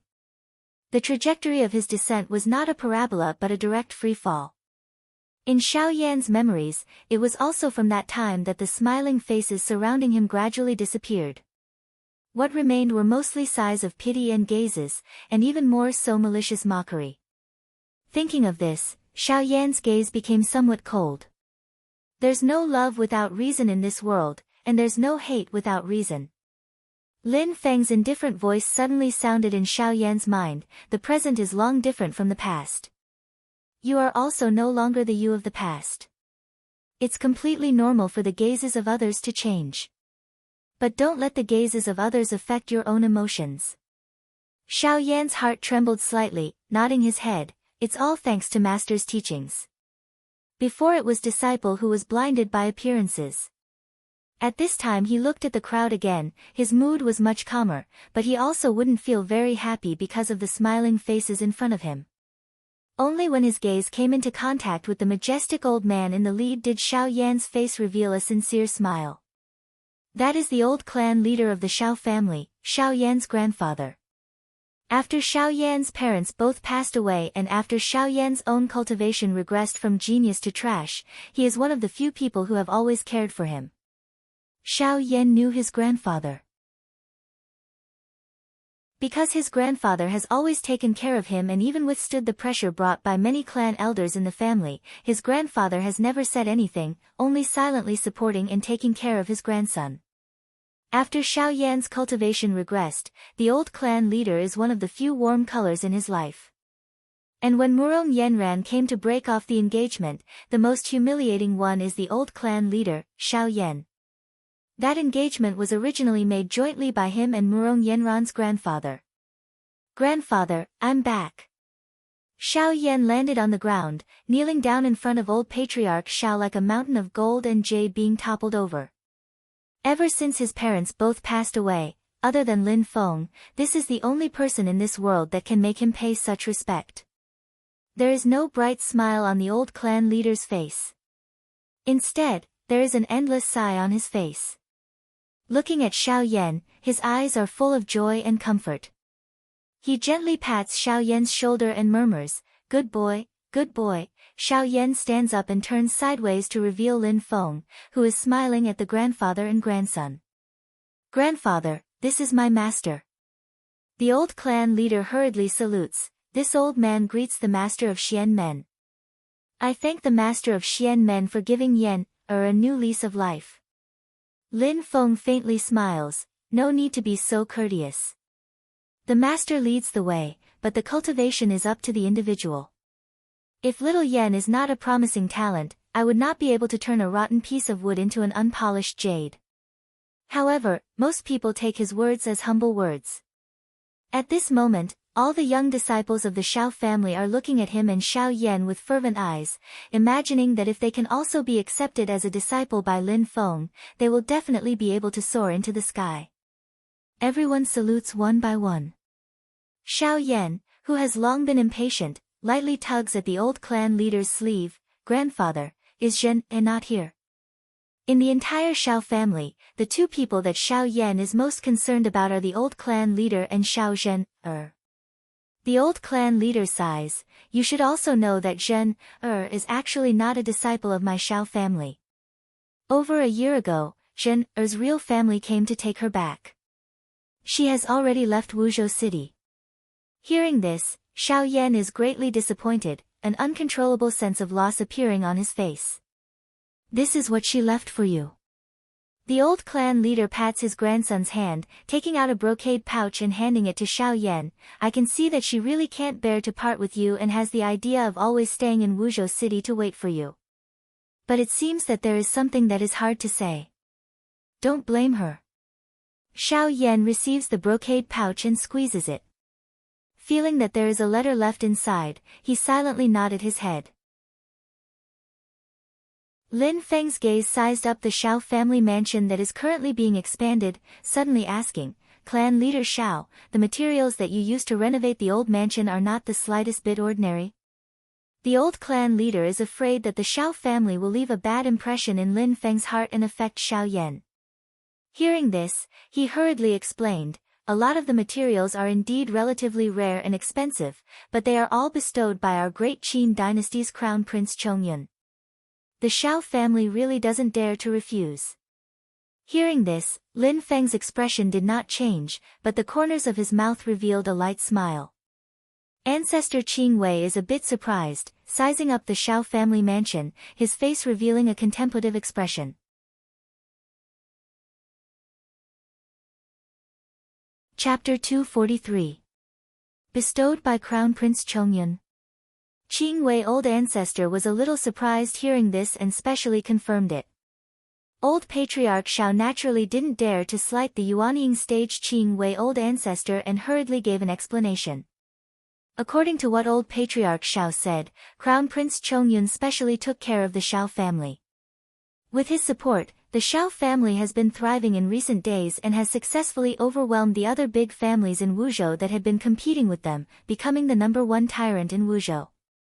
Xiao Yan suddenly realized something was wrong and carefully looked at his grandfather. "Grandpa, I almost didn't notice, you formed the golden elixir." Before he left Wuzhou with Lin Feng, old Patriarch Xiao was only at the late stage of foundation building. Although he had already condensed the pill cauldron, he was already old and his qi and blood were gradually declining. The hope of forming the golden elixir was very slim. Old Patriarch Xiao obviously knew what Xiao Yan meant and said with a smile, "Crown Prince Chongyun bestowed the heaven-reaching pill and the barrier-breaking pill. After I took it, I successfully broke through the bottleneck and formed the core. Moreover, it was a jade pill." Hearing this, Qing Wei old ancestor's expression did not change, but his gaze became more gloomy. "Crown Prince Chongyun obviously already knows my intention of marrying Yanran, but now it seems that he doesn't want to shed all pretense of cordiality with Xianmen Tianzong." Qing Wei old ancestor pondered, if it's to compensate Xiao Yan that he treats the Xiao family so well, then it's okay. But if he just wants to be on good terms with Xianmen Tianzong and doesn't have any thoughts about Nailin Yanran as a concubine, then it's very bad. Qing Wei old ancestor was now extremely conflicted. Murong Yanran running away made him very difficult. Crown Prince Chongyun agreed to the marriage, but the bride ran away, enlarging the Qin dynasty crown prince's refusal. Even the Celeritas sword sect had to weigh the consequences. If Crown Prince Chongyun didn't agree to the marriage, then the pressure on the great Qin dynasty side was naturally gone. But the master and disciple Lin Feng and Xiao Yan in front of him went to fulfill the challenge bet made the Celeritas sword sect unable to respond. While Qing Wei old ancestor was in pain and conflicted over there, Lin Feng's mouth revealed a light smile. However, this smile was a little strange. As expected, the Qin dynasty doesn't plan to be my enemy and forcefully turn against me. It's just that I originally thought it was the idea of their new prime minister. Lin Feng was slightly confused. Why would it be the order of Crown Prince Chongyun? The information that Lin Feng had gathered from all sorts of sources had vividly formed the image of the great Qin dynasty's crown prince, Chongyun. Arrogant, domineering, stubborn, possessive, and unwilling to give up until he achieved his goal. Strictly speaking, even in the cultivation world, such personality characteristics did not meet the requirements of the public for a crown prince. If it wasn't for the fact that the Qin emperor only had one son, it would have been difficult for the crown prince of Chongyun to become the crown prince. Combining the information from various sources, Crown Prince Chongyun had always been like this for many years. Basically, the possibility that he was putting on an act to disguise himself had been eliminated. Now, he was obviously trying to befriend Xianmen Tianzong, which was a huge contrast to his previous behavior. This made Lin Feng a bit curious. Interesting, what is this kid planning? Already decided to take Murong Yanran as a concubine, so to appease and compensate Xiao Yan? Or could it be that he never had any plans to form a marriage alliance with the Celeritas sword sect and instead wants to get on good terms with Xianmen Tianzong? Interesting. Lin Feng faintly smiled. He came to Wuzhou City to see the Shao family's situation and from there be able to judge the great Qin dynasty's attitude. But looking at it now, there was still a bit of a confusing feeling. If Crown Prince Chongyun had already decided to take Murong Yanran as a concubine and voluntarily took on the conflict of the Celeritas sword sect, then Lin Feng definitely wouldn't send Murong Yanran back. The Celeritas sword sect stood Crown Prince Chongyun up, so let the two of them slowly bite each other. But if Crown Prince Chongyun originally didn't plan to take Murong Yanran as a concubine, then Murong Yanran's disappearance instead satisfied his intentions. When the time comes when facing the Celeritas sword sect that has a guilty conscience, as long as he appropriately shows off his magnanimity, he can make the Celeritas sword sect lean towards him even more. There seemed to be a layer of fog in front of Lin Feng, and in the depths of the fog there seemed to be a pair of faintly discernible eyes carefully observing him. Wu Qingru, that new prime minister of the great Qin dynasty. Lin Feng gave a light laugh, gradually making a plan in his heart. You have 1,000 plans, I have an old idea, let's wait and see. Like what Xiao Yan said, they were just passing by Wuzhou City. After staying in Wuzhou for a short while, Xiao Yan once again said goodbye to old clan leader Xiao and followed Lin Feng and Qing A's old ancestor towards the Celeritas sword sect's cloud-traversing peak. Seeing that they were getting closer and closer to the cloud-traversing peak, Qing A's old ancestor also became more and more anxious. Suddenly, his face revealed an expression of astonishment. Thinking that it was because he was too anxious that his mind became absent-minded, Qing A's old ancestor once again released his divine sense. After searching carefully, he couldn't help but be even more astonished.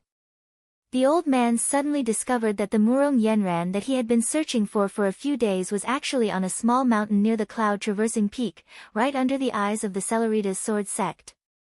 It's just that she seemed to have fallen into a coma, her mind not clear. Qing A's old ancestor secretly glanced at Lin Feng beside him, seeing that Lin Feng's expression was as usual, as if he didn't notice anything. Even though his heart was full of question marks, Qing A's old ancestor still let out a light sigh of relief, splitting out a bit of mana to that small mountain and sweeping up Murong Yanran. While Qing A's old ancestor introduced the various sceneries on the cloud-traversing peak to Lin Feng and his disciple as if nothing had happened, at the same time he released a bit of sword energy to wake Murong Yanran up from her deep sleep. Murong Yanran woke up, opening her eyes to a green color. In the green mist of the mana space, a wisp of Qing A's old ancestor's soul appeared, projecting a ray of light, looking at her expressionlessly. Disciple greets Grandmaster. Murong Yanran bowed down gracefully. Qing A's old ancestor said lightly, if you don't want to marry into the royal family, just tell Tong Ling or me, I won't force you. Murong Yanran had completely recovered her calmness at this moment, saying softly, disciple was bewitched before, now I've figured it out. I'm willing to accept all the punishment for the mistakes I made before. Qing A's old ancestor shook his head. As long as Murong Yanran was found, the matter of punishment or not could be discussed later. What he cared about now was another matter. Tell me everything that happened after you left the cloud-traversing peak in full detail. Lin Feng didn't erase Murong Yenran's memory and consciousness of seeing him. Doing so was likely to hurt Murong Yenran's soul, and it would leave traces, which would be seen by others. Even if Qing'e old ancestor couldn't see it, flashing light sword venerable who had cultivated the primordial spirit would definitely be able to see it. Lin Feng already had his own plan in mind, so he didn't care that the Celeritas Sword sect knew the whole story. As for the Celeritas Sword sect would wonder why he sent Murong Yenran back, let them waste their brains to guess. Qing'e old ancestor now felt that his head was hurting.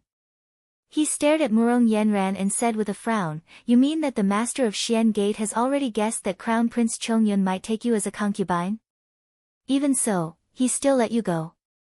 Murong Yenran at this moment was already quite calm about the marriage, calmly answering, although he didn't come to a clear conclusion, but from the meaning of his words, he also thinks that disciple will marry Crown Prince Chongyun. Qing'e old ancestor was tangled again. What he was most afraid of was that after Lin Feng knew the whole story, he would secretly detain Murong Yenran, and then go to the cloud-traversing peak to ask for her. At that time, Crown Prince Chongyun, who had been stood up by the Celeritas Sword sect, would come to the Celeritas Sword sect. With the two-pronged attack, the Celeritas Sword sect who had shot themselves in the foot would be in big trouble. But now Lin Feng actually took the initiative to let Murong Yenran back, which made Qing'e old ancestor unable to figure it out. "Forget it, let's go back to the mountain first." Qing'e old ancestor couldn't figure it out, so he simply stopped thinking about it. After returning to the mountain and telling the elders, everyone could go and worry about it together. Lin Feng clearly knew that Qing'e old ancestor secretly took back Murong Yenran's little action. The corner of his mouth revealed a light smile, looking at the distant horizon. "That is the cloud-traversing peak, right?" In the distance, between the rolling mountains, a pale golden mountain silently floated above the mountains. Unlike the other mountains that gave off a majestic and steady feeling, the light golden mountain peak was more like a floating cloud. The cliffs and rocks at the edge of the mountain peak could even be seen changing shape. But inside that cloud-shaped mountain peak, Lin Feng could faintly feel a sharp sword intent, changing unpredictably yet showing off its edge. Between the rolling and unfolding clouds, there seemed to be infinite sword light flashing dazzlingly. Qing'e old ancestor smiled and said, "This is the location of the Dark Cloud sect, Cloud-Traversing Peak, sect leader Lin, please." Before his voice died away, endless clouds and mists suddenly emerged on the Cloud-Traversing Peak. Immediately after, the clouds and mist dispersed to both sides, as if the clouds were parted to see the sun. A golden staircase extended out from the cloud-traversing peak and came to the front of Lin Feng and the others. At the other end of the staircase stood 7 people, tall and short, fat and thin, men and women. But without exception, a terrifying mana fluctuation flowed all over their bodies, as if they could tear the void at any time. They didn't show the slightest aggressiveness. All the sword chi on their bodies were restrained, but just standing there gave people a huge visual impact. 7 Yuanying old ancestors personally came to greet the sect. Not only did they want to treat Lin Feng courteously, but they also wanted to show off their strength. At least as far as Lin Feng knew, the Yuanying stage cultivators of the Celeritas Sword sect were not only the 7 people in front of him, plus the 8 old ancestors beside him. Lin Feng looked up and saw that they seemed to be one with the void, real and illusory. This was the characteristic of those who had practiced the Celeritas Sword sect's Dao technique to an extremely high realm. What made Lin Feng even more concerned was that on the cloud-traversing peak, there was vaguely an extremely valiant will that was constantly paying attention to him. That valiant will made Lin Feng feel a sense of uneasiness and fear rise from the bottom of his heart. Without a doubt, the only person in the Celeritas Sword sect who could give him pressure was the primordial spirit realm Celeritas Sword Lord. Among the 7 Yuanying old ancestors who came to greet the sect, a middle-aged scholarly-looking old ancestor in the middle smiled and said, "The master of Xian Gate has graced us with your presence, the entire hidden sect is honored by your presence. The master of the hidden sect is currently waiting on the cloud-traversing peak and specially ordered us to come and greet the master of Xian Gate. If we have been impolite, I hope that the Xian gate does not take offense. Lin Feng faintly smiled, but his body did not move. Instead he looked towards the little guy beside him. The little guy immediately understood Lin Feng's meaning, chuckling and walking forward first.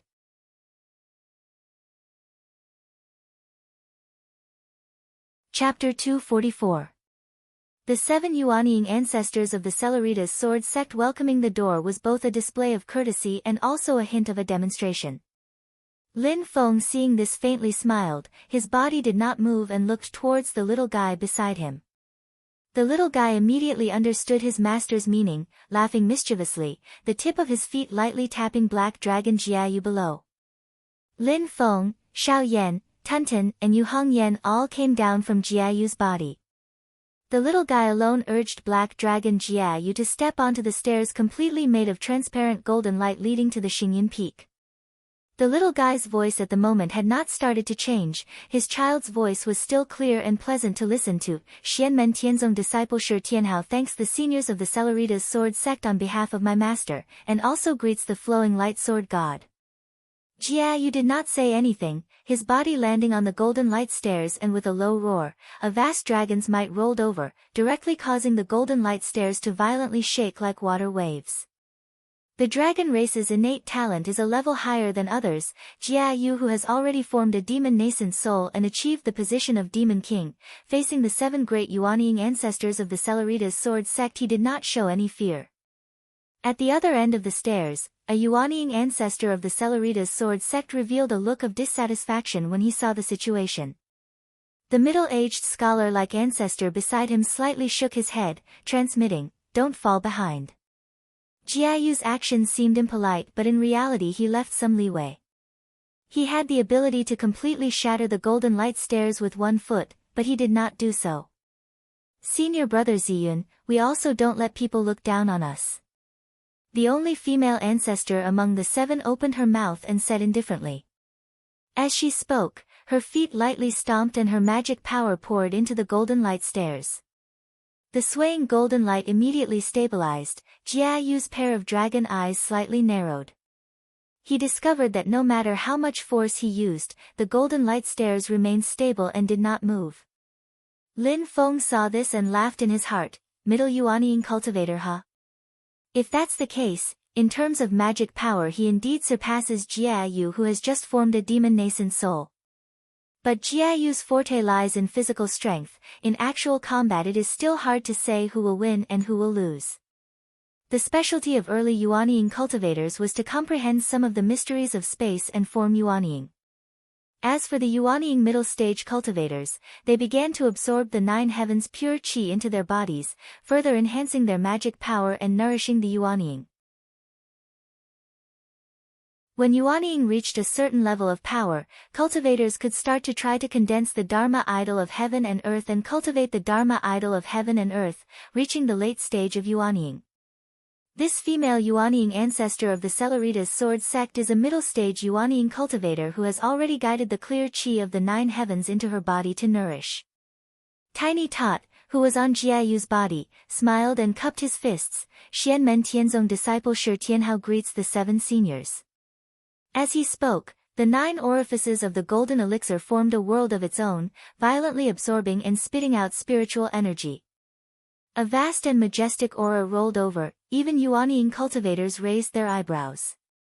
The eyes of the middle-aged scholar-like ancestor Violet Cloud flashed as he thought to himself, the green mist didn't exaggerate, this kid's strength is indeed blessed by the heavens. If he has the assistance of a Yuanying magic tool, he can indeed fight against a Yuanying cultivator. He's still only at the early stage golden elixir, he still can't truly use the vast amount of spiritual energy in nature, otherwise his magic power would be even more shocking.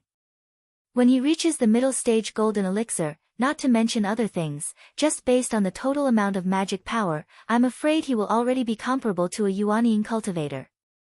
Ancestor Violet Cloud slightly frowned, not cultivating the primordial true water and still able to have such powerful magic power, it's really rare. I heard that Xiao Yan's strength is not the slightest bit below him.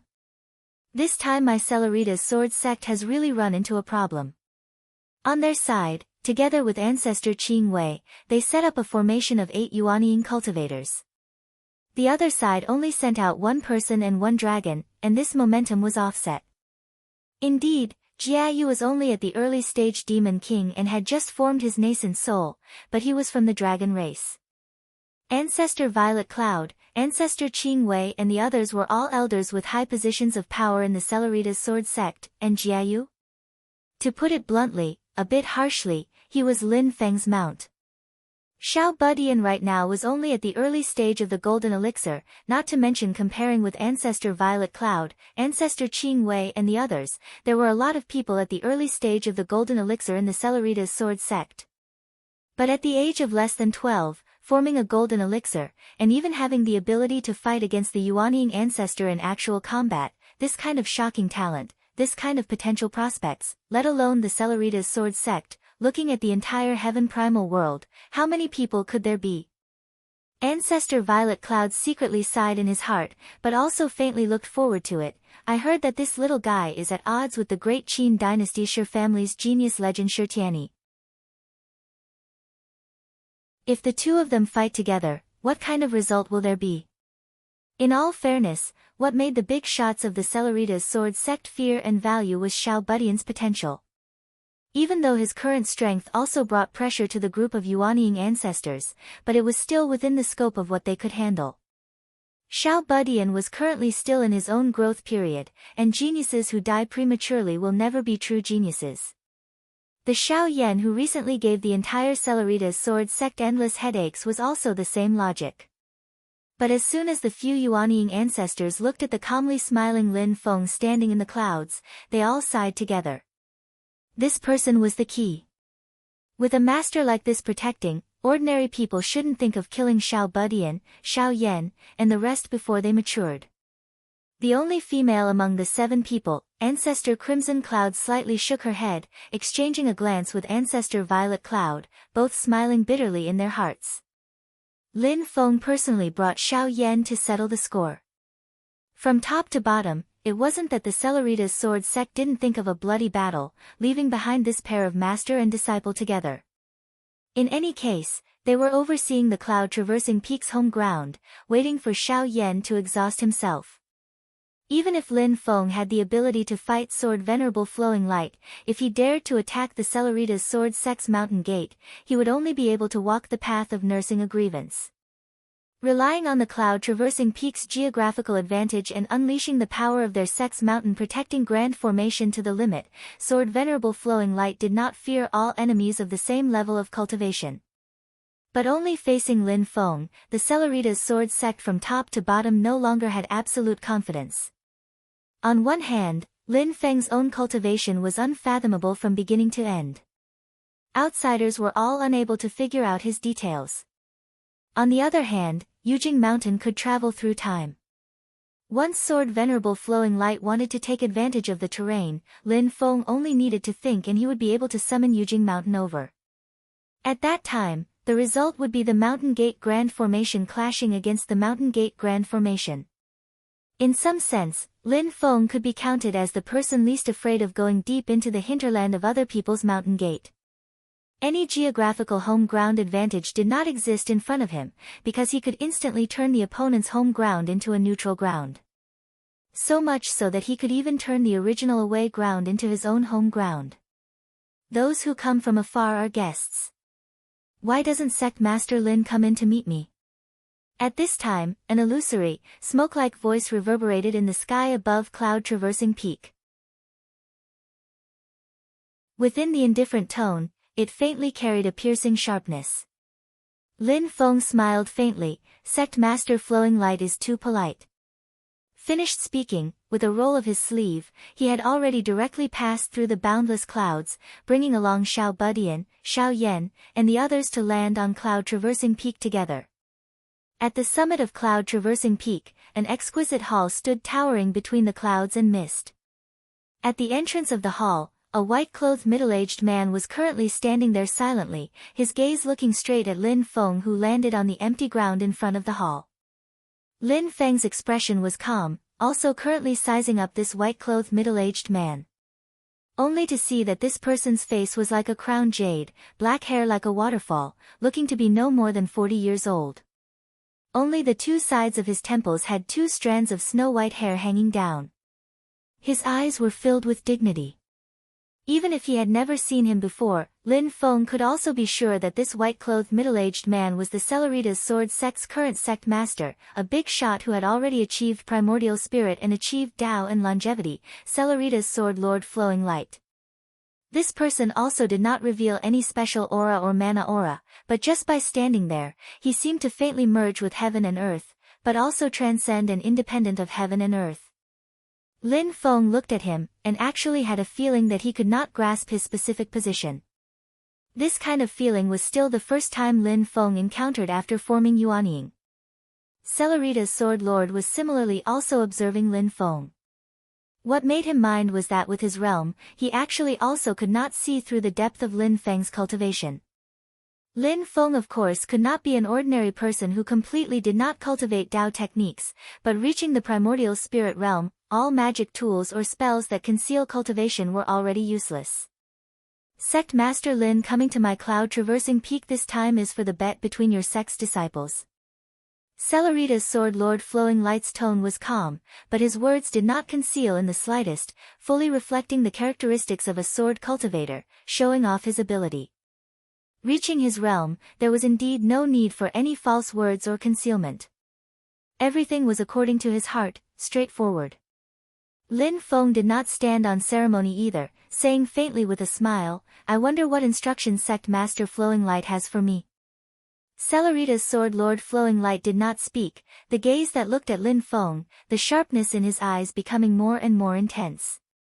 Lin Feng was the opposite, the light in his eyes becoming more and more serene, calmly meeting eyes with Celerita's Sword Lord Flowing Light, but making Celerita's Sword Lord Flowing Light more and more fearful. Lin Feng's meaning was already very clear, the bet must be carried out, he would not go and ruin his own disciple's stage. After a long time, the sword-like light in Celerita's Sword Lord Flowing Light's eyes gradually converged, nodding his head, "Since that's the case, then our disciples will each rely on their own ability." Lin Feng nodded his head lightly, "That's how it should be. However, the contents of the bet will also involve other people." Celerita's Sword Lord Flowing Light suddenly changed the topic. Lin Feng's expression was indifferent, the corner of his lips curling up, "Isn't it already here?" As he spoke, there was an extremely strong energy wave coming from afar, the target was Cloud Traversing Peak. The other party stopped outside Cloud Traversing Peak, and a rather ear-piercing voice that sounded like metal rubbing against each other rang out, "Great Qin Shi Chongyun has specially come to pay a visit. I hope that Celerita's Sword Lord Flowing Light can spare some time to meet you." Celerita's Sword Lord Flowing Light pointed casually, the clouds in the sky dispersed, and a group of people landed on the Cloud Traversing Peak. The person in the lead walked with a coiled dragon and tiger gait, his appearance was not handsome, and his skin was dark, but there was a faint domineering aura that could devour the world. He wore an apricot yellow robe, embroidered on the robe was not a 4-clawed python, but a 5-clawed true dragon. However, unlike the Emperor's dragon robe which had 9 true dragons, his robe had 4 true dragons, and the color of the robe was not bright yellow, but apricot yellow. Such attire was the attire of the Great Qin dynasty's crown prince. The identity of the person who came was also obvious, it was the Great Qin dynasty's crown prince.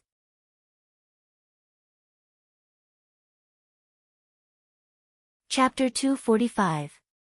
Lin Feng looked at Crown Prince Chongyun who was walking over and gave a low laugh, using mana to transmit to Xiao Yan, "Xiao Yan, this is your love rival."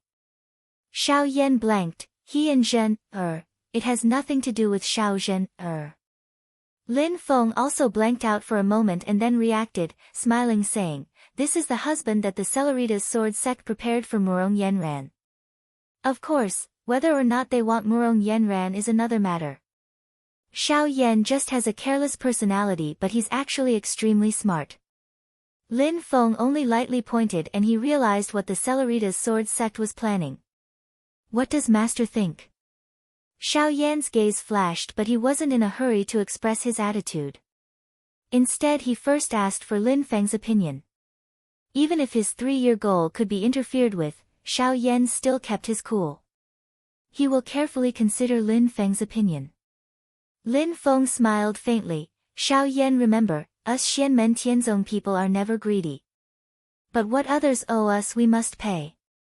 Xiao Yan thought for a moment. Wuzhou City, Lin Feng answered, it might not be the handiwork of this Crown Prince Chongyun, it's very possible that someone else borrowed his name. Hearing that, Xiao Yan instantly smiled. With master's words I can rest assured. Lin Feng, while communicating with Xiao Yan using mana to transmit his voice, he was also observing Crown Prince Chongyun and his party. As the heir of the Qin dynasty, no matter what Crown Prince Chongyun's personality is like, at least his talent and strength are worthy of this identity and position. His true age naturally won't be like the young man on the surface, but it's definitely not too old. Compared to his Yuanying realm cultivation, Crown Prince Chongyun's age is considered extremely young. Lin Feng can even feel a shocking mana fluctuation from his body. Even though it's extremely obscure, it really exists. Magic treasure. Lin Feng immediately came to an understanding. As the heir to the throne of the Qin dynasty, the imperial family would naturally bestow a magic treasure to protect him, and this was within his expectations. Moreover, the aura of this magic treasure was hidden very well. Ordinary Yuanying cultivators would not be able to detect it. Only primordial soul almighty cultivators or oddities like Lin Feng would be able to detect some traces of it. Lin Feng pondered for a moment before he figured out the crux of the matter. The reason why this magical treasure could be hidden so well was not because of its low profile, but because of its unique aura. It was extremely compatible with its owner, Crown Prince Chongyun. With the combination of the aura of the person and the treasure, it was able to conceal itself from most people. Although Crown Prince Chongyun had the aura of a true dragon and son of heaven, it wasn't strong enough. His most prominent aura was that of an aggressive tiger and wolf. He was domineering, greedy, and filled with wild vitality and ambition. It was as if he wanted to take all the good things in the world, and he took it for granted. It was no wonder that most of the factions in the Qin dynasty did not think highly of him, and did not want him to inherit the throne in the future. That magical treasure of his could be so compatible with his aura, it must be a powerful and domineering treasure. But how could such a treasure be suitable for the heir to the throne of the Qin dynasty? Did he choose it himself? Lin Feng thought to himself, seems like there are many tricks to this, or does this person have other trump cards? Behind Crown Prince Chongyun was a group of servants in black armor. All of them were silent, but their powerful aura indicated that even the weakest among them was a cultivator of the golden elixir period. This Crown Prince Chongyun was quite generous to have all of his servants in the golden elixir period. However, all of them, including Crown Prince Chongyun himself, could only attract 30 to 40% of Lin Feng's attention. Most of his attention was placed on an elder beside Crown Prince Chongyun. Although this elder stood behind Crown Prince Chongyun, he did not look like a follower at all. He was quiet and indifferent. His long robe was embroidered with stars that shone brightly under the sunlight. The patterns of the stars looked like they were alive, revolving continuously, deriving the most profound principles of the universe. Although he stood at the top of Xingyun Peak, he seemed to have left this world, and was standing in the universe, looking down at the mortal world. Lin Feng's eyes narrowed. Primordial Spirit Adept. This Crown Prince Chongyun actually has a Primordial Spirit Adept as his bodyguard. This elder could not be Shi Chongyun's follower, even if Shi Chongyun was the heir to the throne of the Qin dynasty. The only possibility was that this elder was an esteemed expert of the Qin dynasty, and was entrusted by the Qin emperor to protect Shi Chongyun. Even the Qin emperor could not order a Primordial Spirit Adept around, and could only ask for help. If one owed a favor, one had to return it. However, the Qin royal family was rich, and they could afford to return the favor. Swordsman Flowing Light also noticed this old man immediately, and he clearly recognized him. So it's fellow Daoist Star Do. Haven't you been resting in Western Tomb City all this time? Why have you decided to make a move this time? Dao Master Xing Do smiled. I haven't seen you for some time, brother Flowing Light. This time Crown Prince Chongyun is coming, so I volunteered to go with him. Then it's my honor. Swordsman Flowing Light nodded, and after greeting Crown Prince Chongyun, he turned to Lin Feng and said, Sect Master Lin, let me introduce you. This is the heir to the throne of the Qin dynasty, Crown Prince Chongyun, and this is Dao Master Xingdou. Crown Prince Chongyun looked at Lin Feng and the others, and then his eyes stopped on Yu Hongyan, and he did not hide his aggressive gaze. With Lin Feng blocking in front of him, his Yuanying stage aura could not pressure Yu Hongyan. Yu Hongyan fearlessly looked at him, his eyes were cold, and his red eyebrows were like two blood-stained swords. Crown Prince Chongyun smiled, and then looked at Lin Feng, and said with a voice that sounded like metal clashing, So this is Xianmen Tianzong, Sect Master Lin? I've heard a lot about you. Lin Feng did not look at this kind of person who felt good about himself, but looked at Dao Master Xingdou, Nice to meet you. Crown Prince Chongyun suddenly frowned, and a gloomy and domineering aura leaked out, and looked at Lin Feng with an unfriendly expression. Dao Master Xingdou's expression did not change, and he glanced at Crown Prince Chongyun from the corner of his eyes, and said calmly, The name of the Master of Xianmen has really resounded in my ears these days. There was a hint of sarcasm in his words, and how could Lin Feng not hear it? He smiled and said, I'll get used to it. Dao Master Xingdou's eyes suddenly lit up, as if starlight had exploded. He stared at Lin Feng for a moment, and nodded, I hope so. Crown Prince Chongyun stared at Lin Feng, and his aura became more and more unfriendly, but after a while, he had to shift his attention to the other side. Beside Lin Feng stood a youth dressed in purple with a black robe on the outside. He was looking at him with a smile that was not a smile. Crown Prince Chongyun looked at him from head to toe, and his eyes were cold and unfriendly. Xiao Yan looked at him with the same sneer. Crown Prince Chongyun turned to look at Lin Feng, You don't know any manners, is this the disciple of Xianmen Tianzong? Lin Feng ignored him, and looked at Swordsman Flowing Light, Those who should be here are here, when do we start? You. Crown Prince Chongyun raised his eyebrows, and just when he was about to speak, he was interrupted by Xiao Yan, We, Xianmen Tianzong, have always been well-mannered, but that's only for those who know how to behave, and we don't pay attention to those who are rude. Manners are not that cheap. Crown Prince Chongyun finally looked at Xiao Yan, but not because he had put away his pride. Before, he didn't put Xiao Yan in his eyes at all, and didn't take Xiao Yan's rudeness to heart, just like how a person wouldn't lower themselves to the level of a dog baring its teeth. But now, this baring dog was annoying him, and he was ready to kill this dog. Crown Prince Chongyun said coldly, Lord Lin, this disciple of yours is too noisy, I have no choice but to kill him. Xiao Yan snickered, With just you. As he spoke, both of his eyes lit up with dazzling flames, one golden, the other violet. Seeing the golden and purple flames, Crown Prince Chongyun became a bit more serious, nodding his head, So you are Xiao Yan, true sun fire, nether evil flame, having two great true fires at the same time, you are not ordinary. After the battle in the Sand Continent, Xianmen Tianzong's disciples became famous, and the Qin dynasty's intelligence network was on point. As the heir to the throne, Crown Prince Chongyun naturally had first-hand information. But his arrogance did not change, and he said lightly, But you, who only have the cultivation of the golden elixir period, still have a long way to go.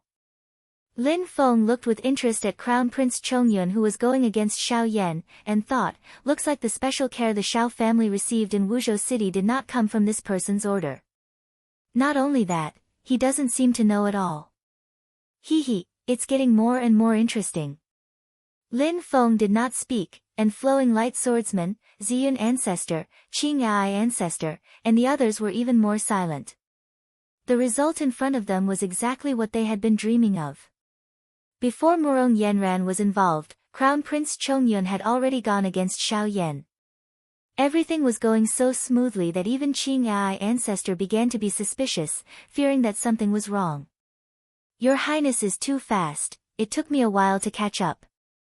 At this moment, a voice suddenly came from the sky, Junior Taningjie, greets Flowing Light Swordsman, Master of Xianmen, and Master Xingdou. Taningjie. Flowing Light Swordsman and Master Xing Do looked at each other. Obviously both of them had heard of this person's name. Flowing Light Swordsman said calmly, "It's rare for the Xingyun Peak to be so lively today." With a stroke of his finger, the clouds dispersed, and a middle-aged man in blue fell from the sky. His mana and cultivation shook the void. It was a Yuanying cultivator. After this, Tanning Jia landed. He bowed to Lin Feng, Flowing Light Swordsman, and Master Xing Do one by one. As soon as he appeared, Crown Prince Chongyun frowned. "Tanning Jia, what are you doing here?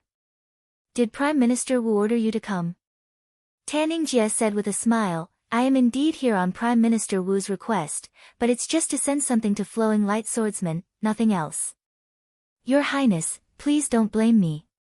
He looked at Lin Feng with a smile. "However, it seems that this is a grand event.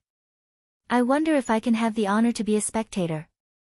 Lin Feng looked at Tanning Jia silently, and at the same time, he received a voice transmission from Black Dragon Jiayu. "Master, this person's surname is Tan, and he has a close relationship with the Qin dynasty. It is very likely that he is from the Tan family, one of the 7 great families of the ancient Yuan Tian realm."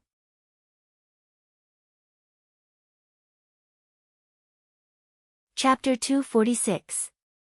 Sect Master, this person's surname is Tan, and he has a close relationship with the Qin Empire. It's very likely that he's from the Tan family, one of the 7 great families of the ancient Yuan Heaven realm. Lin Feng's eyes narrowed when he received Jiayu's voice transmission. He had never heard of the Tan family, but he had heard of them in the ancient Yuan Heaven realm. The 2 main parts of the Great Heaven realm were the human world, known as the Divine Land, and the demon world, known as the Infinite Wasteland. Surrounding these 2 great thousand worlds, with them as the core, there were many alternate dimensions that together formed the complete Great Heaven primal world. Among them, there were dangerous spaces like the void battlefield that were desolate and chaotic, full of void storms. There were also many more stable spaces that were rich in spiritual energy and had a lot of precious lives or minerals. They were suitable for human beings or demons to cultivate and live in.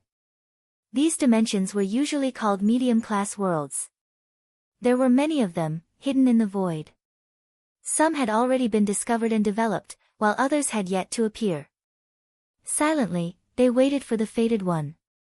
This was how the so-called myriad worlds came to be. After thousands of years of development, the population of the vast thousand realms had steadily increased, and there were more and more cultivators. Some cultivation resources could be regenerated, recycled and cultivated, but some could not be regenerated. The more they were used, the less they would be used. Many heaven and earth treasures were already extinct in the vast land of the Divine Continent and Tianhuang mainland. But these things still existed in some medium-class worlds. Therefore, many sects in the vast thousand realms devoted themselves to developing them.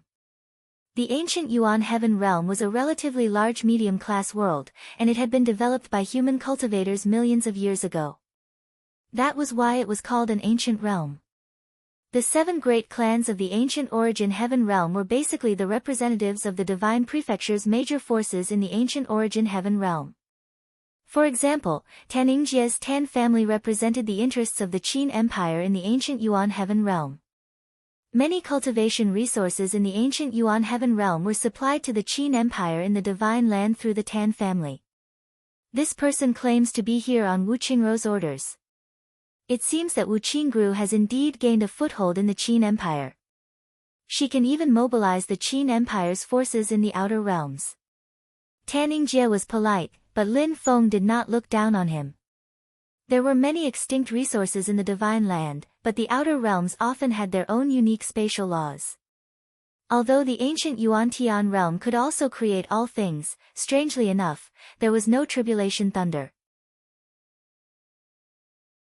There was normal heavenly thunder, but there was no tribulation thunder that could shatter the void. This meant that cultivators could only reach the late golden elixir stage, unable to form a nascent soul in the ancient Yuan Heaven realm. If the cultivators of the ancient Origin Heaven realm wanted to reach the nascent soul stage, they had to come to the divine prefecture. This was also the reason why the Qin dynasty and other powers could control the 7 great clans of the ancient Origin Heaven realm. Using the Tan clan as an example, the number of late Golden Core cultivators from the Tan clan coming to the vast thousand domains to undergo the Thunder Tribulation and form their nascent soul would be controlled by the Qin dynasty.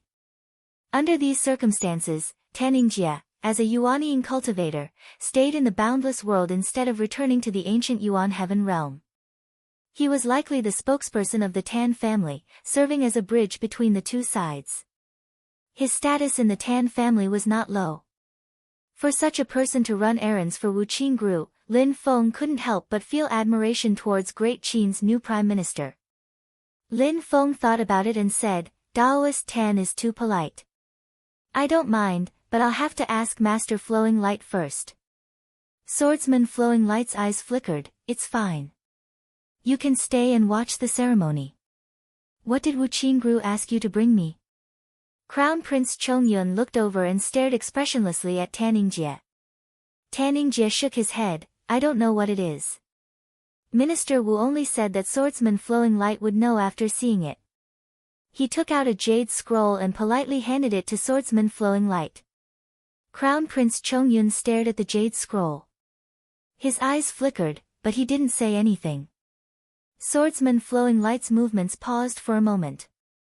After a moment of silence, he nodded, I'll consider his suggestion. I'll give him an answer later. Taningjie smiled, I'm here as a messenger.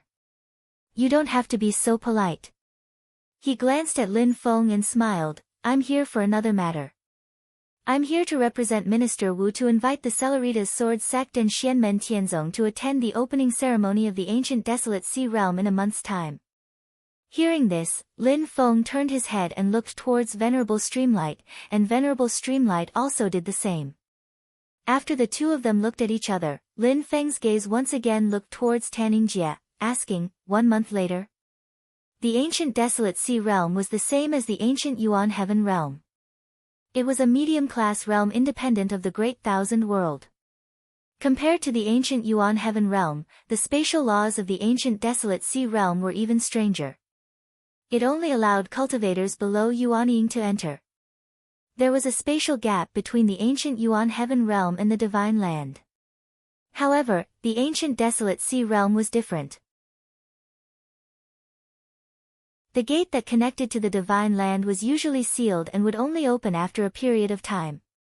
The gate to the ancient Desolate Sea Realm was located at the northern border of the Great Qin dynasty. After a long period of dispute, all the major forces reluctantly acknowledged the Great Qin dynasty's right to deal with the gate. In exchange, the Great Qin dynasty would invite the other major forces to participate in a grand event every time the gate to the ancient Desolate Sea Realm opened. They would host a Desolate Sea Realm assembly. During the assembly, the various forces would send their best disciples below Yuanying to compete. The winner would obtain a place to enter the ancient Desolate Sea Realm. After many years of development, the Desolate Sea Assembly gradually became a grand event. Most of the time, it was not for the place to enter the ancient Desolate Sea Realm, but a grand event for the various forces to test each other's strength and understand each other's potential. Taningjie said, exactly. In 30 days, the gate to the ancient Desolate Sea Realm will reopen. I thank the Great Qin dynasty for their invitation. If all goes well, the disciples of my Xianmen Tianzong will participate in this grand event as scheduled. Lin Feng nodded slightly and gave a definite answer. He was now thinking of ways to expand the influence of his sect and raise the sect's reputation. He naturally would not miss such an opportunity. Lin Feng glanced at Crown Prince Chongyun from the corner of his eyes, only to find that his emotions had suddenly calmed down. When he heard that Taningjie had received Wu Qingrou's order to invite Lin Feng, the Crown Prince was stunned for a moment before his eyes burned with endless anger. This anger was far greater than the anger he felt when Xiao Yan went against him. Gloomy, cold, and filled with endless killing intent. Clearly, Crown Prince Chongyun was completely unaware of Wu Qingrou's arrangements. But after a short moment of anger, he suddenly calmed down. Regarding Wu Qingrou's decision to invite Xianmen Tianzong and the Celeritas Sword Sect to participate in the Desolate Sea Assembly, Crown Prince Chongyun did not react at all. He did not express any opinion, as if the entire matter had nothing to do with him. Lin Feng was amazed, but Tanningjie smiled bitterly in his heart. He remembered Wu Qingrou's instructions before he left: if the crown prince and that Xianmen Tianzong have a conflict, you have to send the invitation in person. Remember this, remember this. Wu Xiang, you're basically slapping him in the face and adding oil to the fire. Tanningjie sighed. Looking at the seemingly calm Crown Prince Chongyun, he knew that he had to give him an explanation later. This Crown Prince was already on the verge of exploding. According to the past news, Shi Chongyun is considered a very powerful Crown Prince. But now Wu Qingru is using him as a decoration. What does this mean? Lin Feng silently looked at Crown Prince Chongyun and Tanningjie, countless thoughts flashing through his mind. The Qin Emperor wants to change the Crown Prince? Forget it, he doesn't have a second son. Wait.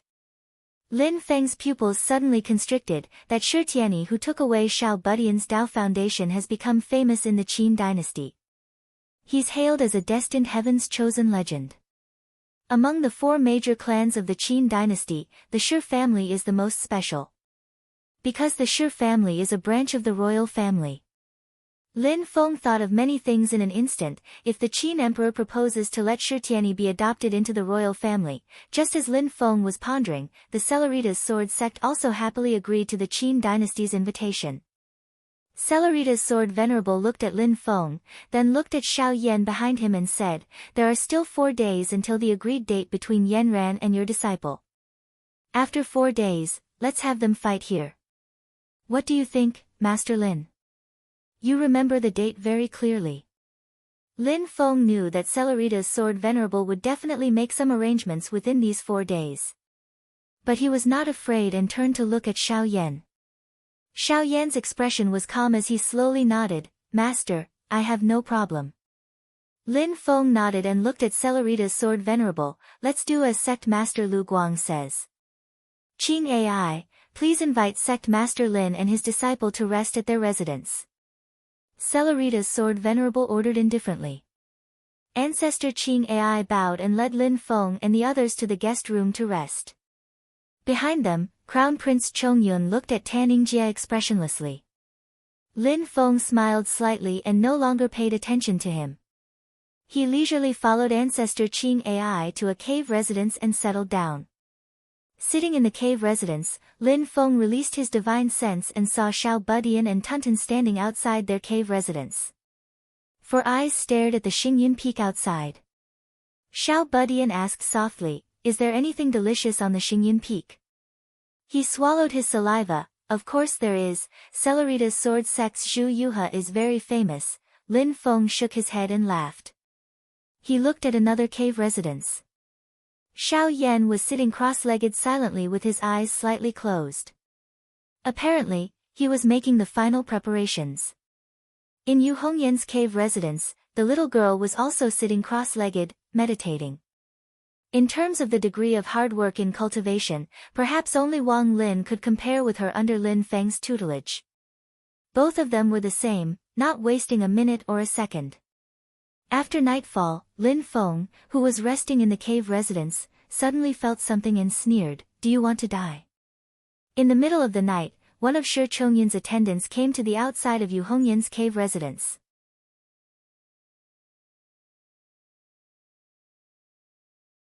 Chapter 247. Lin Feng's divine sense reached out and saw a golden elixir period cultivator dressed in black armor outside Yu Hongyan's cave dwelling. It was one of the attendants who followed Chongyun Crown Prince during the day. He seemed to know that he couldn't hide it from Lin Feng. With a humble smile on his face, he first bowed in the direction of Lin Feng's cave dwelling and then let out a low whistle outside Yu Hongyan's cave dwelling. After doing all this, the person turned around and left. Lin Feng looked on coldly and saw Yu Hongyan quickly leave the cave dwelling with a slightly excited expression on her face. Master, that person imitated the sound of a beast just now. It's an imitation of a snow civet, a rare beast unique to our Snowgale country. That person might be a compatriot of our Snowgale country. Even though his emotions were fluctuating, Yu Hongyan still reported to Lin Feng at the first moment. Lin Feng sat still in the cave dwelling. He smiled and transmitted his voice to her, then let's follow and see. Yu Hongyan took a deep breath and calmed herself down before chasing after the person. The person walked towards the depths of the Xingyun Peak. Yu Hongyan calmly followed behind while Lin Feng's divine sense followed them all the way. When they arrived in front of a cave, the person stopped and turned around to look at Yu Hongyan with a smile. When Yu Hongyan saw the person's appearance, the smile on her face suddenly became stiff. The excitement of meeting a compatriot in a foreign land disappeared. She looked coldly at the middle-aged man in front of her. Isn't this Mr. Wang Jiannan? When Dog Zhou invaded our Snowgale country, you were the first to submit to him. Why are you now working for the Great Qin Empire? Could it be that even Dog Zhou can't tolerate a traitor like you who betrays his compatriots? Yu Hongyan's style of speaking was the same as her fighting style. Straightforward, leaving no room for negotiation. She was no stranger to Wang Jiannan. He was even the first teacher of her and her brother Yu Hongfeng. But because of this, she hated him even more. Even though Wang Jiannan was mentally prepared, his face still turned red. However, he quickly adjusted his emotions and smiled at Yu Hongyan. Hongyan, you misunderstood. You were still young at the time, so there were many things you didn't know. When the Great Zhou dynasty invaded Snowgale, I was indeed among the first batch of people to join them. But that was just feigning civility. My heart has always been on the side of Snowgale. Joining the Great Zhou dynasty's camp was just a method to better serve my true goal. Wang Jiannan spoke frankly with assurance. Unfortunately, it didn't work in the end. Snowgale country was still destroyed, so I couldn't continue serving the Zhou Empire. The Zhou Empire is powerful. This is an objective fact. If we want to avenge Snowgale and restore our country, we need external help. The Great Qin Empire is the most suitable help. Seeing that Yu Hongyan didn't speak, he thought that Yu Hongyan was moved by him. He quickly struck while the iron was hot. Hongyan, there is a good opportunity before us. Crown Prince Chongyun will definitely inherit the throne. With his help, we will have the hope to restore our country. Yu Hongyan interrupted him coldly. Why would he help us? Wang Jiannan smiled. Hongyan, I have to say, this is your good fortune. Crown Prince Chongyun had the intention to marry you when he saw you today. Although he already has a concubine, the concubine position is still empty. Suddenly, Yu Hongyan burst into a burst of laughter, his body shaking like a flower. Wang Jiannan's expression slowly changed because he couldn't hear any joy from Yu Hongyan's laughter. Instead, it sounded bitter and resentful. Yu Hongyan suddenly stopped laughing and looked at Wang Jiannan coldly. He said calmly and coldly, Wang Jiannan, I appreciate your master's good intentions. However, Yu Hongyan is just an ordinary person. I don't deserve your respect. You made such a farce to target my master, Xian Men Tianzong, and my master, right?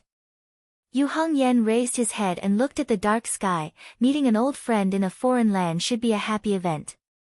Who knew that we are already strangers, or even enemies? You can fool ghosts with your lies. Yu Hongyan said coldly, Wang Jiannan, leave. I will let this matter go. It is not because you are an old friend, but because this is the Xingyun Peak. It is not convenient for me to fight with you. Wang Jiannan's expression changed slightly. Hongyan, Yu Hongyan said silently, scram. Yu Hongyan, don't be so ungrateful. Wang Jiannan's face showed anger. As a golden elixir period cultivator, he was being disrespected by a foundation establishment stage cultivator, who was also his former student. Whether it was in terms of strength or mentality, Wang Jiannan couldn't suppress his anger. He was not outstanding among the subordinates of Crown Prince Chongyun. It was not easy for him to make a connection with Yu Hongyan and wanted to make a contribution. However, he failed on the verge of success. Yu Hongyan did not give him any face at all, which made him a little angry. Looking at Wang Jiannan coldly, Yu Hongyan's face was expressionless. His reply was still only one word. Scram. Think about what happened today carefully. But don't blame me for not warning you. Crown Prince Chongyun won't wait for you for long. Wang Jiannan stared at Yu Hongyan. After a long while, he finally suppressed his anger and said patiently. Scram! Yu Hongyan glared at him. Red flames danced in his eyes. You! Wang Jiannan flung his sleeves and walked away with a pale face. Yu Hongyan stared at Wang Jiannan's back. His fists were already clenched. After a long while, he said hoarsely, Master, I want to kill him. Lin Feng's figure stepped out from the void beside her. He said calmly, Don't be impatient. I will give you the chance very soon. He turned to look at Yu Hongyan. Are you more disappointed or angry? Yu Hongyan pursed his lips and sighed after a long while, disappointed. Lin Feng faintly smiled, Let's go back and rest. The corner of his mouth slightly curled up, Tomorrow will be very lively. As Lin Feng expected, the next day was indeed very lively. However, the first to make a fuss were none other than Xiao Budian and Tunton. Didn't you say there was a Zhu Yuha? Why can't I see one? Xiao Budian complained while roasting a piece of snake meat on the fire. It was the jade cloud-horned snake they had caught earlier.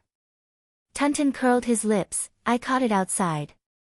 Now that it's on the cloud-traversing peak, there must be a special place for it to be raised.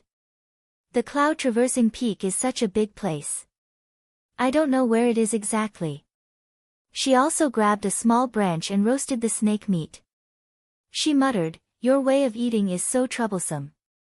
I used to swallow it in one gulp. That's because you're stupid. You don't know how to enjoy good food. It's a waste no matter how much you eat. Xiao Budian said without raising his head. Seeing that the snake meat in his hand was done, he hurriedly raised it in front of Lin Feng with a flattering expression, Master, try it first. Lin Feng looked at him with a smile that was not a smile, Oh, why did you think of showing filial piety to your master today? Didn't you always take care of yourself first in the past? Xiao Budian's skin was also thick. Hearing this, he giggled, the things in the past weren't good enough. Today's jade cloud-horned snake smells really good. Lin Feng took the snake meat and said with a smile, All right, what do you want to do? Say it. Master, you really understand me. Xiao Budian scratched the back of his head and said with a smile, Master, can you ask the people from the Celeritas sword sect where they raise their Zhu Yuha? Lin Feng said, Can't you ask yourself? I've already asked. Saying this, Xiao Budian glared at Tunton in dissatisfaction, but this guy exposed himself. They know he's a Tao Tai and won't tell me the location of the Zhu Yuha no matter what. Hearing this, Tunton curled his lips and didn't say anything. Clearly, he was also very regretful. I originally thought that alerting the enemy was also good. Secretly following them, they might go see if there's a problem with the Zhu Yuha, or move the Zhu Yuha from its original location to hide in another location. Xiao Budian said in annoyance, who knew that this Celeritas sword sect has an expert who can really keep his cool. I squatted for half a day and still couldn't find the specific place where they raise the Zhu Yuha. At the side, Xiao Yan and Yu Hongyan, as well as Jiayu, couldn't help but laugh. Xiao Yan patted Xiao Budian's shoulder, You glutton, you're just stubborn enough and smart enough when it comes to eating. Yu Hongyan glanced at Lin Feng, Since you guys have already been exposed, even if Master goes to ask, I'm afraid it wouldn't be too good. Xiao Budian smiled and said, Fourth senior sister, words can't be said like this. They can refuse to tell me, but if Master says that he wants to see the Zhu Yuha, the Celeritas sword sect can't give him face. Yu Hongyan smiled, she naturally knew that if Lin Feng opened his mouth to ask, the Celeritas sword sect would definitely have to answer, but wouldn't that sweep Lin Feng into the ranks of foodies? Xiao Budian actually also understood this logic, so he looked at Lin Feng rather embarrassedly. Lin Feng lightly smiled, poking the little guy's forehead, No need for Master to say, you also don't need to be anxious. Before long, the Celeritas sword sect will take the initiative to deliver themselves to our doorstep. Xiao Budian's eyes lit up. Just at this time, a voice suddenly sounded out from outside the cave. Celerita's sword sect disciple Zhao Yan has specially come to pay a visit to the junior brothers of Xianmen Tianzong. Xiao Yan and the others glanced at each other, all somewhat baffled. Looking at Lin Feng indifferently said, "Aren't they here?" "Master, who is this person?" Xiao Budian's eyes swiveled around. Thinking about it, he knew that it was impossible for the Celerita's sword sect disciples to take the initiative to send the Zhu Yuhe for him to eat. After Yu Hongyan carefully recalled for a bit, he said, "Zhao Yan, I have an impression of this name. He seems to be the most outstanding genius of the Celerita's sword sect's younger generation disciples.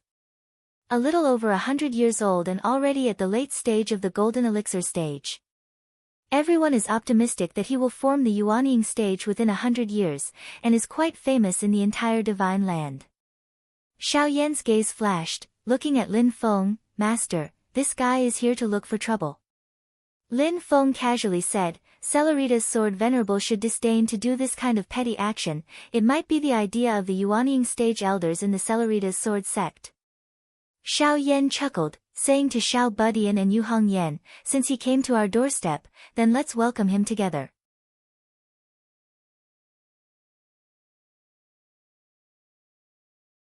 Chapter 248. Lin Feng sat upright in the cave and did not move, but his attention still fell on Xiao Yan and the others. Looking at the high-spirited Xiao Yan who did not lose his cool and calm, Lin Feng sighed endlessly in his heart. 3 years of hard work, 3 years of waiting, 3 years of perseverance, it could be said that it was all for this trip to the cloud-traversing peak.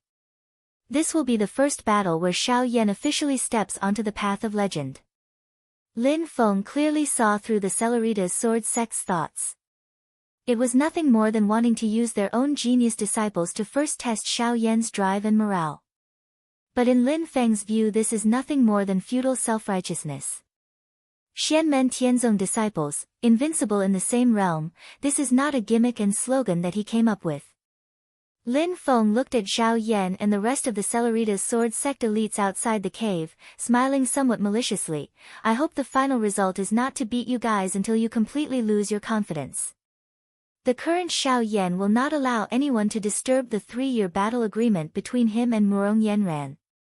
Even Crown Prince Chongyun cannot. In terms of status, that is the heir to the Qin dynasty. In terms of cultivation, that is a Yuanying stage cultivator. In terms of strength, he still has magic treasures to protect himself. But he cannot either. In front of the chosen one's path of destiny, that is all trash." Even though he doesn't know exactly what Xiao Yan is thinking in his heart right now, Lin Feng somewhat mischievously made up an internal monologue for him. "I've waited for 3 years just to wait for a chance. I want to fight for my honor, not to prove that I'm amazing. I want to tell people that the things that I lost, I will definitely get them back." "It still fits your mood quite well, right?" some unscrupulous master thought as he watched Xiao Yan and the others walk up to Zhao Yan. Behind Zhao Yan also stood a few Celerita's sword sect sword cultivators. Their mana fluctuations are all late-stage golden elixir, and the golden elixir they formed are all purple elixir quality. Their ages are all not old. These people were obviously the Celerita's sword sect's most elite and also the most core group of disciples.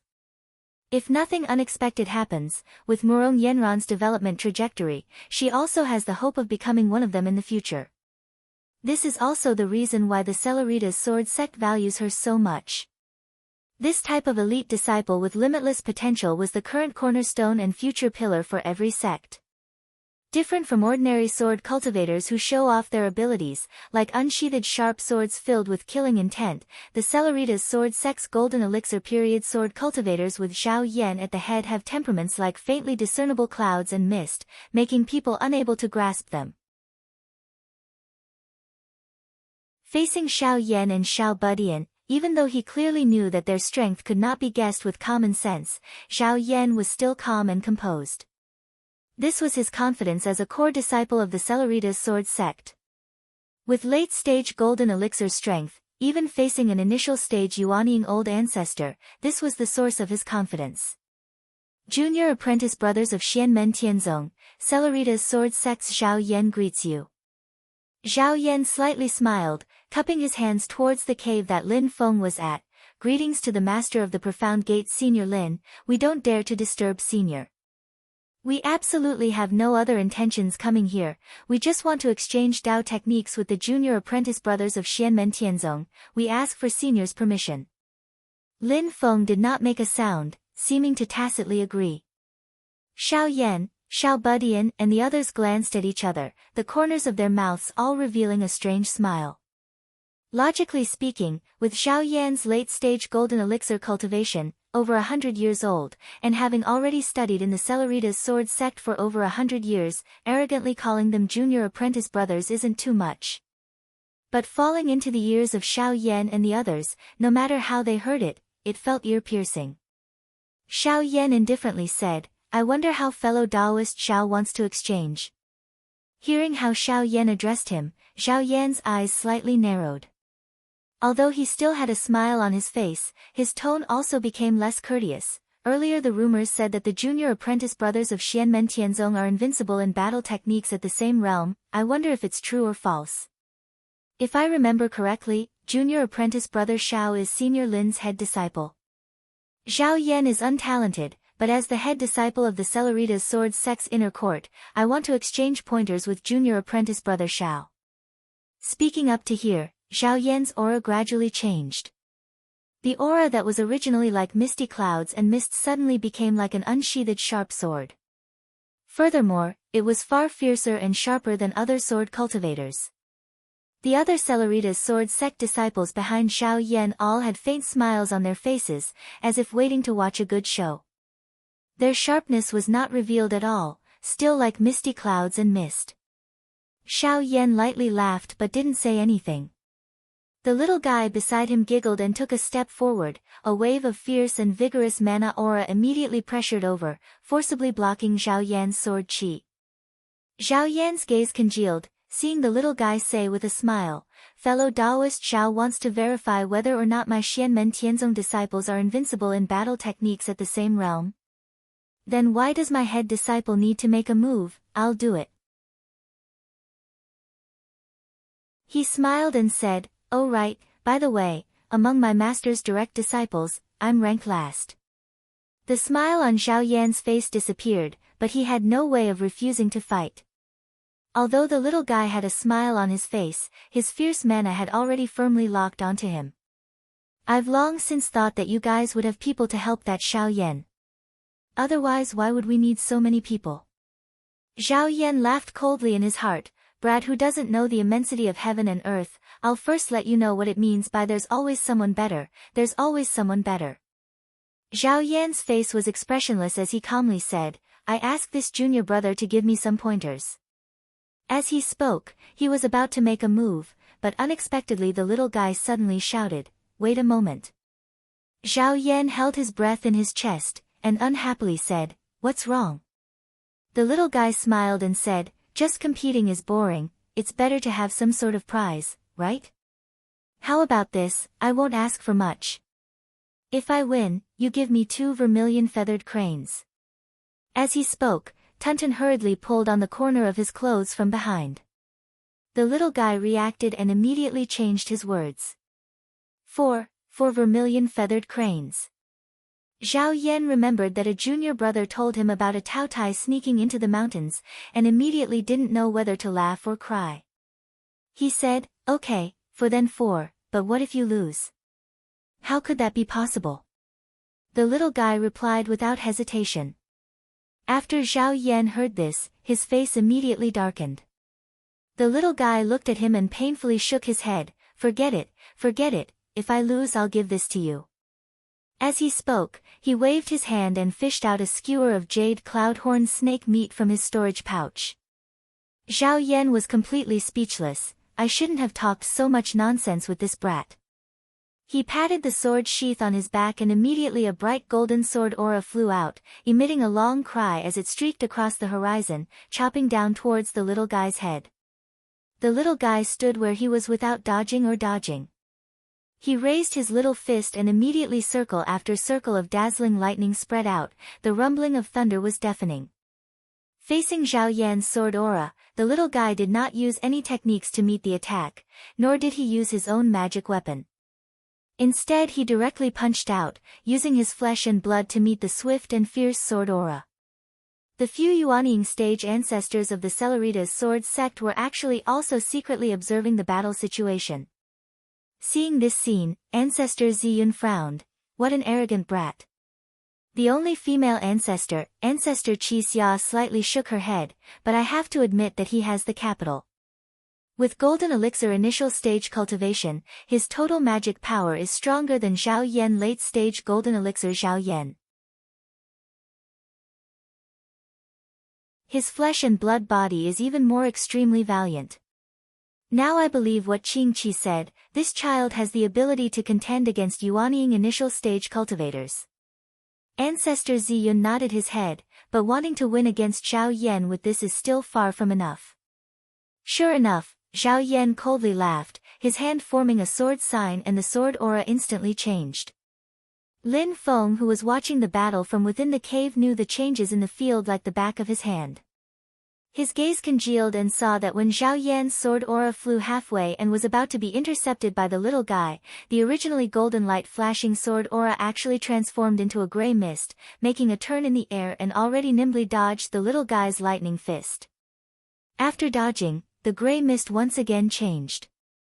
The clouds suddenly emitted a faint light, as if the sky had always been overcast, and the dark clouds in the sky suddenly dispersed, revealing the sun. A little bit of sunlight from weak to strong slowly penetrated through. The golden sword aura reappeared and continued to cut straight towards the little guy's vital points.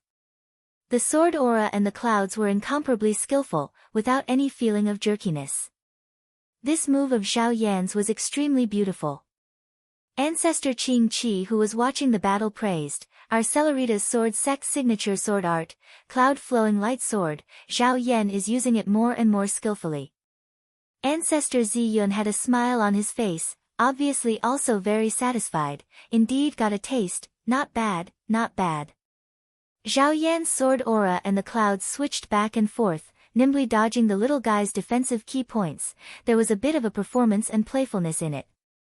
This cloud-flowing light sword, with the same name as the Celeritas sword sect, was undoubtedly its signature sword art. Its power was really amazing.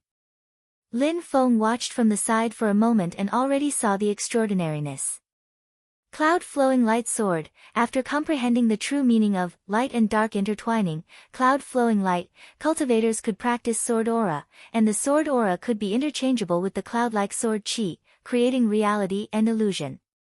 Although the sword aura was strong and indestructible, once it was released, it was a straight line, the direction could not be changed.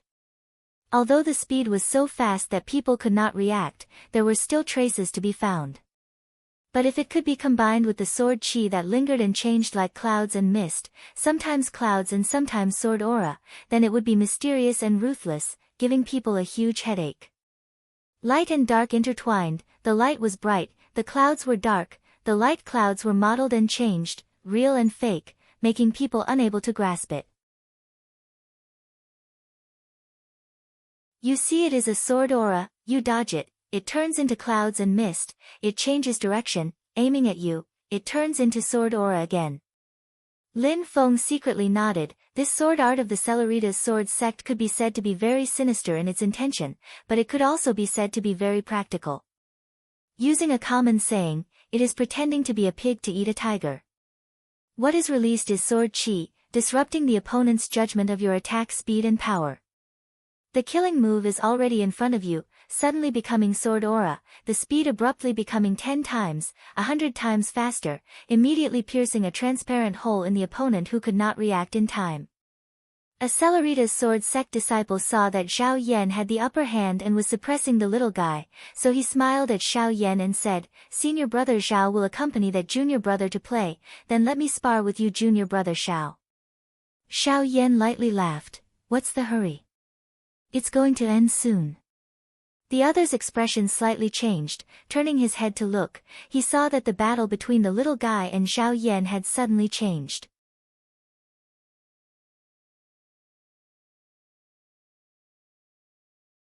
Chapter 249. Zhao Yan displayed all the changes of the flowing cloud sword to the extreme, like a bullfighter using a red cloth to tease a bull, toying with the little guy. The carefree feeling made Zhao Yan feel as if his entire heart was at ease, and he had vented out a mouthful of resentment from before. The only thing that made him a little unhappy was that the little guy's expression was always calm, without the slightest hint of impatience. Instead, he looked at Zhao Yan's sword light switching back and forth between the clouds with interest. It felt as if he was catching a butterfly that was fluttering back and forth. This discovery made Zhao Yan's mood very bad, but it also made him secretly vigilant. Sure enough, after a while, the little guy smiled and shook his head. "I'm not going to play with you anymore." Both of his fists suddenly collided, and layers of thunder and lightning with his body as the center, unceasingly expanded in all directions like a tide. Regarding Zhao Yan's unpredictable sword light, it was not that the little guy did not have the ability to capture it, but he was too lazy to tangle with Zhao Yan. He used the stupidest, but also the most direct and effective method. Using a large area of effect attack to sweep the entire field would only consume a little more magic power. However, no matter how good you are at hiding, you will still be caught by me. Zhao Yan raised his eyebrows and lightly said, "Does this junior brother think that I'm an early golden elixir cultivator like you?" While speaking, Zhao Yan pinched a sword art, and the light and mist in the surrounding space gathered on his sword light.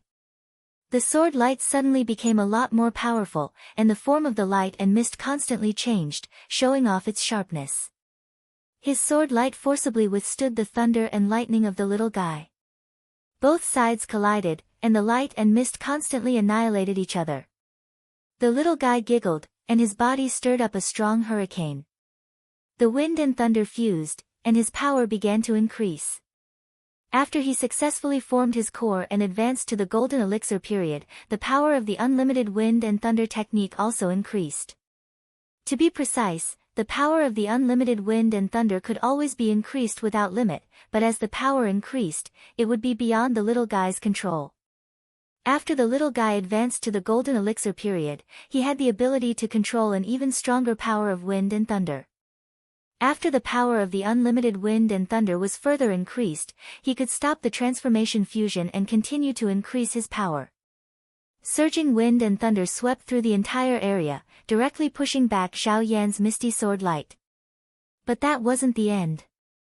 The golden elixir of the ninth orifice of the Xiantian realm began to absorb the spiritual energy of heaven and earth, increasing the power of his wind and lightning.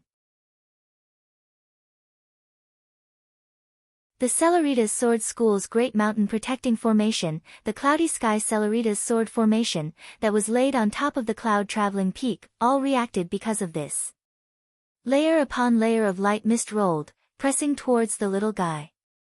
Ancestor Violet Cloud frowned, raising his hand to stop the movement of the Cloudy Sky Streamlight Sword Formation.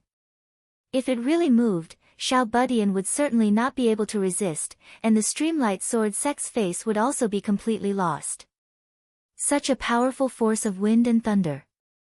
At least in terms of the total amount of Dharma power, he does have the strength to fight with a practitioner at the Yuanying stage. Ancestor Qixia looked solemn. He glanced at Ancestor Qingwei and said nothing. She is a middle-stage Yuanying cultivator, so she is not afraid of Tiny Tot at all. However, Ancestor Qingwei, an early-stage Yuanying cultivator, can already feel the pressure brought by Tiny Tot. Ancestor Qingwei also looked solemn. He witnessed the battle between Tiny Tot and Yufeng with his own eyes, so how could he not know? It's just that every time he really sees this scene, he still feels shocked. Ancestor Violet Cloud slowly said, according to junior brother Qingwei, that Xiao Yan's strength is not below this kid's. What I'm worried about now is, after they form their nascent soul, how terrifying will it be? Ancestor Qixia and Ancestor Qingwei's expressions all changed greatly. Looking at Xiao Yan and Tiny Tot, after a long time, they all let out a sigh. Sometimes, don't think too much, on the contrary, it's better to be happy. Several Yuanying ancestors' gazes all turned towards the cave where Lin Feng was. There was no movement at all, but just its existence made Ancestor Violet Cloud and the others feel a kind of suffocating feeling. To be able to teach such a disciple, the master of the mysterious gate is really terrifying. Facing the pressure brought by Tiny Tot's infinite wind and thunder, Zhao Yan's face was as calm as water. His golden elixir is definitely strange. Otherwise, it's impossible to have such powerful magic power. Feeling that Tiny Tot's infinite wind and thunder power was still increasing, Zhao Yan didn't dare to wait any longer. He raised his hand and shot out a golden talisman. Heavenly Talisman Sword Seal, a magic tool of the Yuanying period, could repeatedly store a large amount of powerful sword intent that could only be released by the Yuanying period cultivators, and it was Zhao Yan's trump card. This golden talisman-like magic tool emitted a powerful sword intent and sword chi, shaking the space wave after wave, forcibly suppressing Tiny Tot's infinite wind and thunder. Hazy cloud transformation, thousands of blades. Zhao Yan shouted in a low voice. The heavenly symbol sword imprint's sword intent had already fused with his own sword chi and sword light. It transformed into a vast and dense sword chi that seemed to fill up the entire space. It shot towards the little guy like a torrential storm. Tiny Tot was not afraid at all. He laughed and stamped on the ground with his right foot. The infinite wind and thunder power was no longer released, but all gathered in his body. Physical body divine ability, heavenly wind and thunder movement. Berserk wind and thunder enveloped Tiny Tot's body, and one could see his figure continuously growing. He was less than 6 feet tall, but in the blink of an eye, he became a 2 to 3 zhang tall giant. He was as terrifying as a demon god descending into this world. The lightning and wind blades seemed to transform into armor on his body. He spread out his 2 arms, and the berserk power of his blood and chi completely shook away Zhao Yan's torrential sword chi. Such a terrifying physical strength. Even the dragon race is nothing more than this, right? Zhao Yan clenched his teeth. I want to see just how strong you are. In the blink of an eye, Zhao Yan's hazy cloud transformation, thousands of blades, sword art had already transformed into the flowing cloud sword's strongest attack, cloud galloping lightning, who dares to contend with. Zhao Yan's body merged with the sword and soared into the sky. He merged with the sword chi that filled the sky and transformed into a streak of brilliant sword light. He completely abandoned the ever-changing characteristics of the clouds, and only used the purest killing power and attack power. With a power that could cut the heavens and split the earth, he chopped down on Tiny Tot's 30 zhang tall demonic god of wind and thunder body. The heavenly talisman sword seals sword chi and sword intent were all added to Zhao Yan's sword, allowing him to directly pierce through space. He instantly disappeared from his original location, and at the same time, he already killed his way in front of Tiny Tot. With such a ferocious sword, even the Yuanying ancestor would have to carefully deal with it. If he was truly stabbed, even if he didn't die, he would be seriously injured. Tiny Tot was completely fearless. The demonic god of wind and thunder body opened and closed his mouth, emitting a thunderous laughter. You're not the only one with a Yuanying realm artifact. Cyan light suddenly flashed on his body, and he disappeared in an instant. Zhao Yan was shocked and immediately remembered that the Qing Wei ancestor once mentioned that Lin Feng once gave Tiny Tot a small bronze cauldron that could travel through space. That small cauldron was also a Yuanying realm artifact. It was precisely with this cauldron that Tiny Tot was able to fight with the Yuanying ancestor Yuan Feng. However, hearing about it and actually seeing it were 2 completely different things. Only now did he truly know how difficult it was to deal with Tiny Tot's bronze cauldron. It was a special artifact that was condensed with the mysterious power of space. Tiny Tot's figure flickered in the void, and it was even more strange and unpredictable than Zhao Yan's sword light. The iron fist wrapped in wind and thunder bombarded the side of Zhao Yan's sword light again and again. Tiny Tot never confronted the sword light head-on, avoiding its sharpness and focusing on attacking the flank. Zhao Yan's sword light was on the verge of collapse. Zhao Yan sighed in a low voice, clouds cover the fog, wind and rain obscure, the majestic sword light, like a rainbow piercing through the sun, suddenly disappeared, and all turned into a heavy misty sword aura. Moreover, it gathered into a ball, wrapping Zhao Yan in the center. The thick clouds blocked Tiny Tot's iron fist. The fierce attack bombarded on the cloud, but the cloud only trembled a little. Some of the defeated sword aura retreated but did not disperse. Soon, it merged into the cloud again, and continued to resist Tiny Tot's storm-like attack. When Lin Feng, who had been watching the battle, saw this scene, his face showed a smile. Just now, the move, Clouds and Lightning Fast, who can compete with me, could be called the ultimate killing move with the strongest attack power of the flowing light sword. The aura was like a rainbow that could destroy everything. And now, the move, Clouds Cover the Fog, Wind and Rain Obscure, was the strongest defensive move of the flowing light sword. It completely abandoned the attack power of the sword light, and all the sword aura was used to protect oneself. It was just that if this stalemate continued for a long time, Tiny Tot would have an advantage. After all, he was the attacker and had the initiative. If Zhao Yan, who was trying his best to defend, was even slightly careless and revealed a slight flaw in his defense, then he would be defeated. Victory and defeat have been decided. Lin Feng faintly smiled. On the other side, Ancestor Ziyun and the others also sighed together. At the side of the field, Zhao Yan smiled and looked at the group of Celerita's sword sect disciples beside him. I said before, it will be over very soon. The group of Celerita's sword sect disciples all had serious expressions, watching Tiny Tot surround Zhao Yan and beat him up. His attacks became more and more fierce, and the cloud that Zhao Yan used to defend to the death was already showing signs of collapsing. Zhao Yan smiled, his gaze looking to the other side. How much longer do you want to watch for? The void broke open, and a gloomy and overbearing Crown Prince Chongyun slowly walked out. Including Wang Jiannan, a group of Golden Elixir period cultivators followed behind him. Crown Prince Chongyun looked at Tiny Tot, who was in the middle of the battle, and did not say anything. He did not want to personally take action, but among the group of Golden Elixir period cultivators behind him, none of them could fight against Tiny Tot. This made him feel a little embarrassed. Xianmen Tianzong disciples were known to be invincible in fights of the same realm. With his Yuanying stage cultivation, even if he won it would not be worth mentioning. Crown Prince Chongyun did not make a move for the time being, but there were already people who had their eyes on him. Lin Feng silently looked at Crown Prince Chongyun, calculating in his heart for a moment. What is Wu Qingru planning? Maybe I can use him to test the waters. Thinking of this, Lin Feng transmitted his voice to Yu Hongyan. Hongyan, directly challenge that Wang Jiannan. Whether or not you want to keep him alive, you decide for yourself. Hearing this, Yu Hongyan's pupils faintly flickered.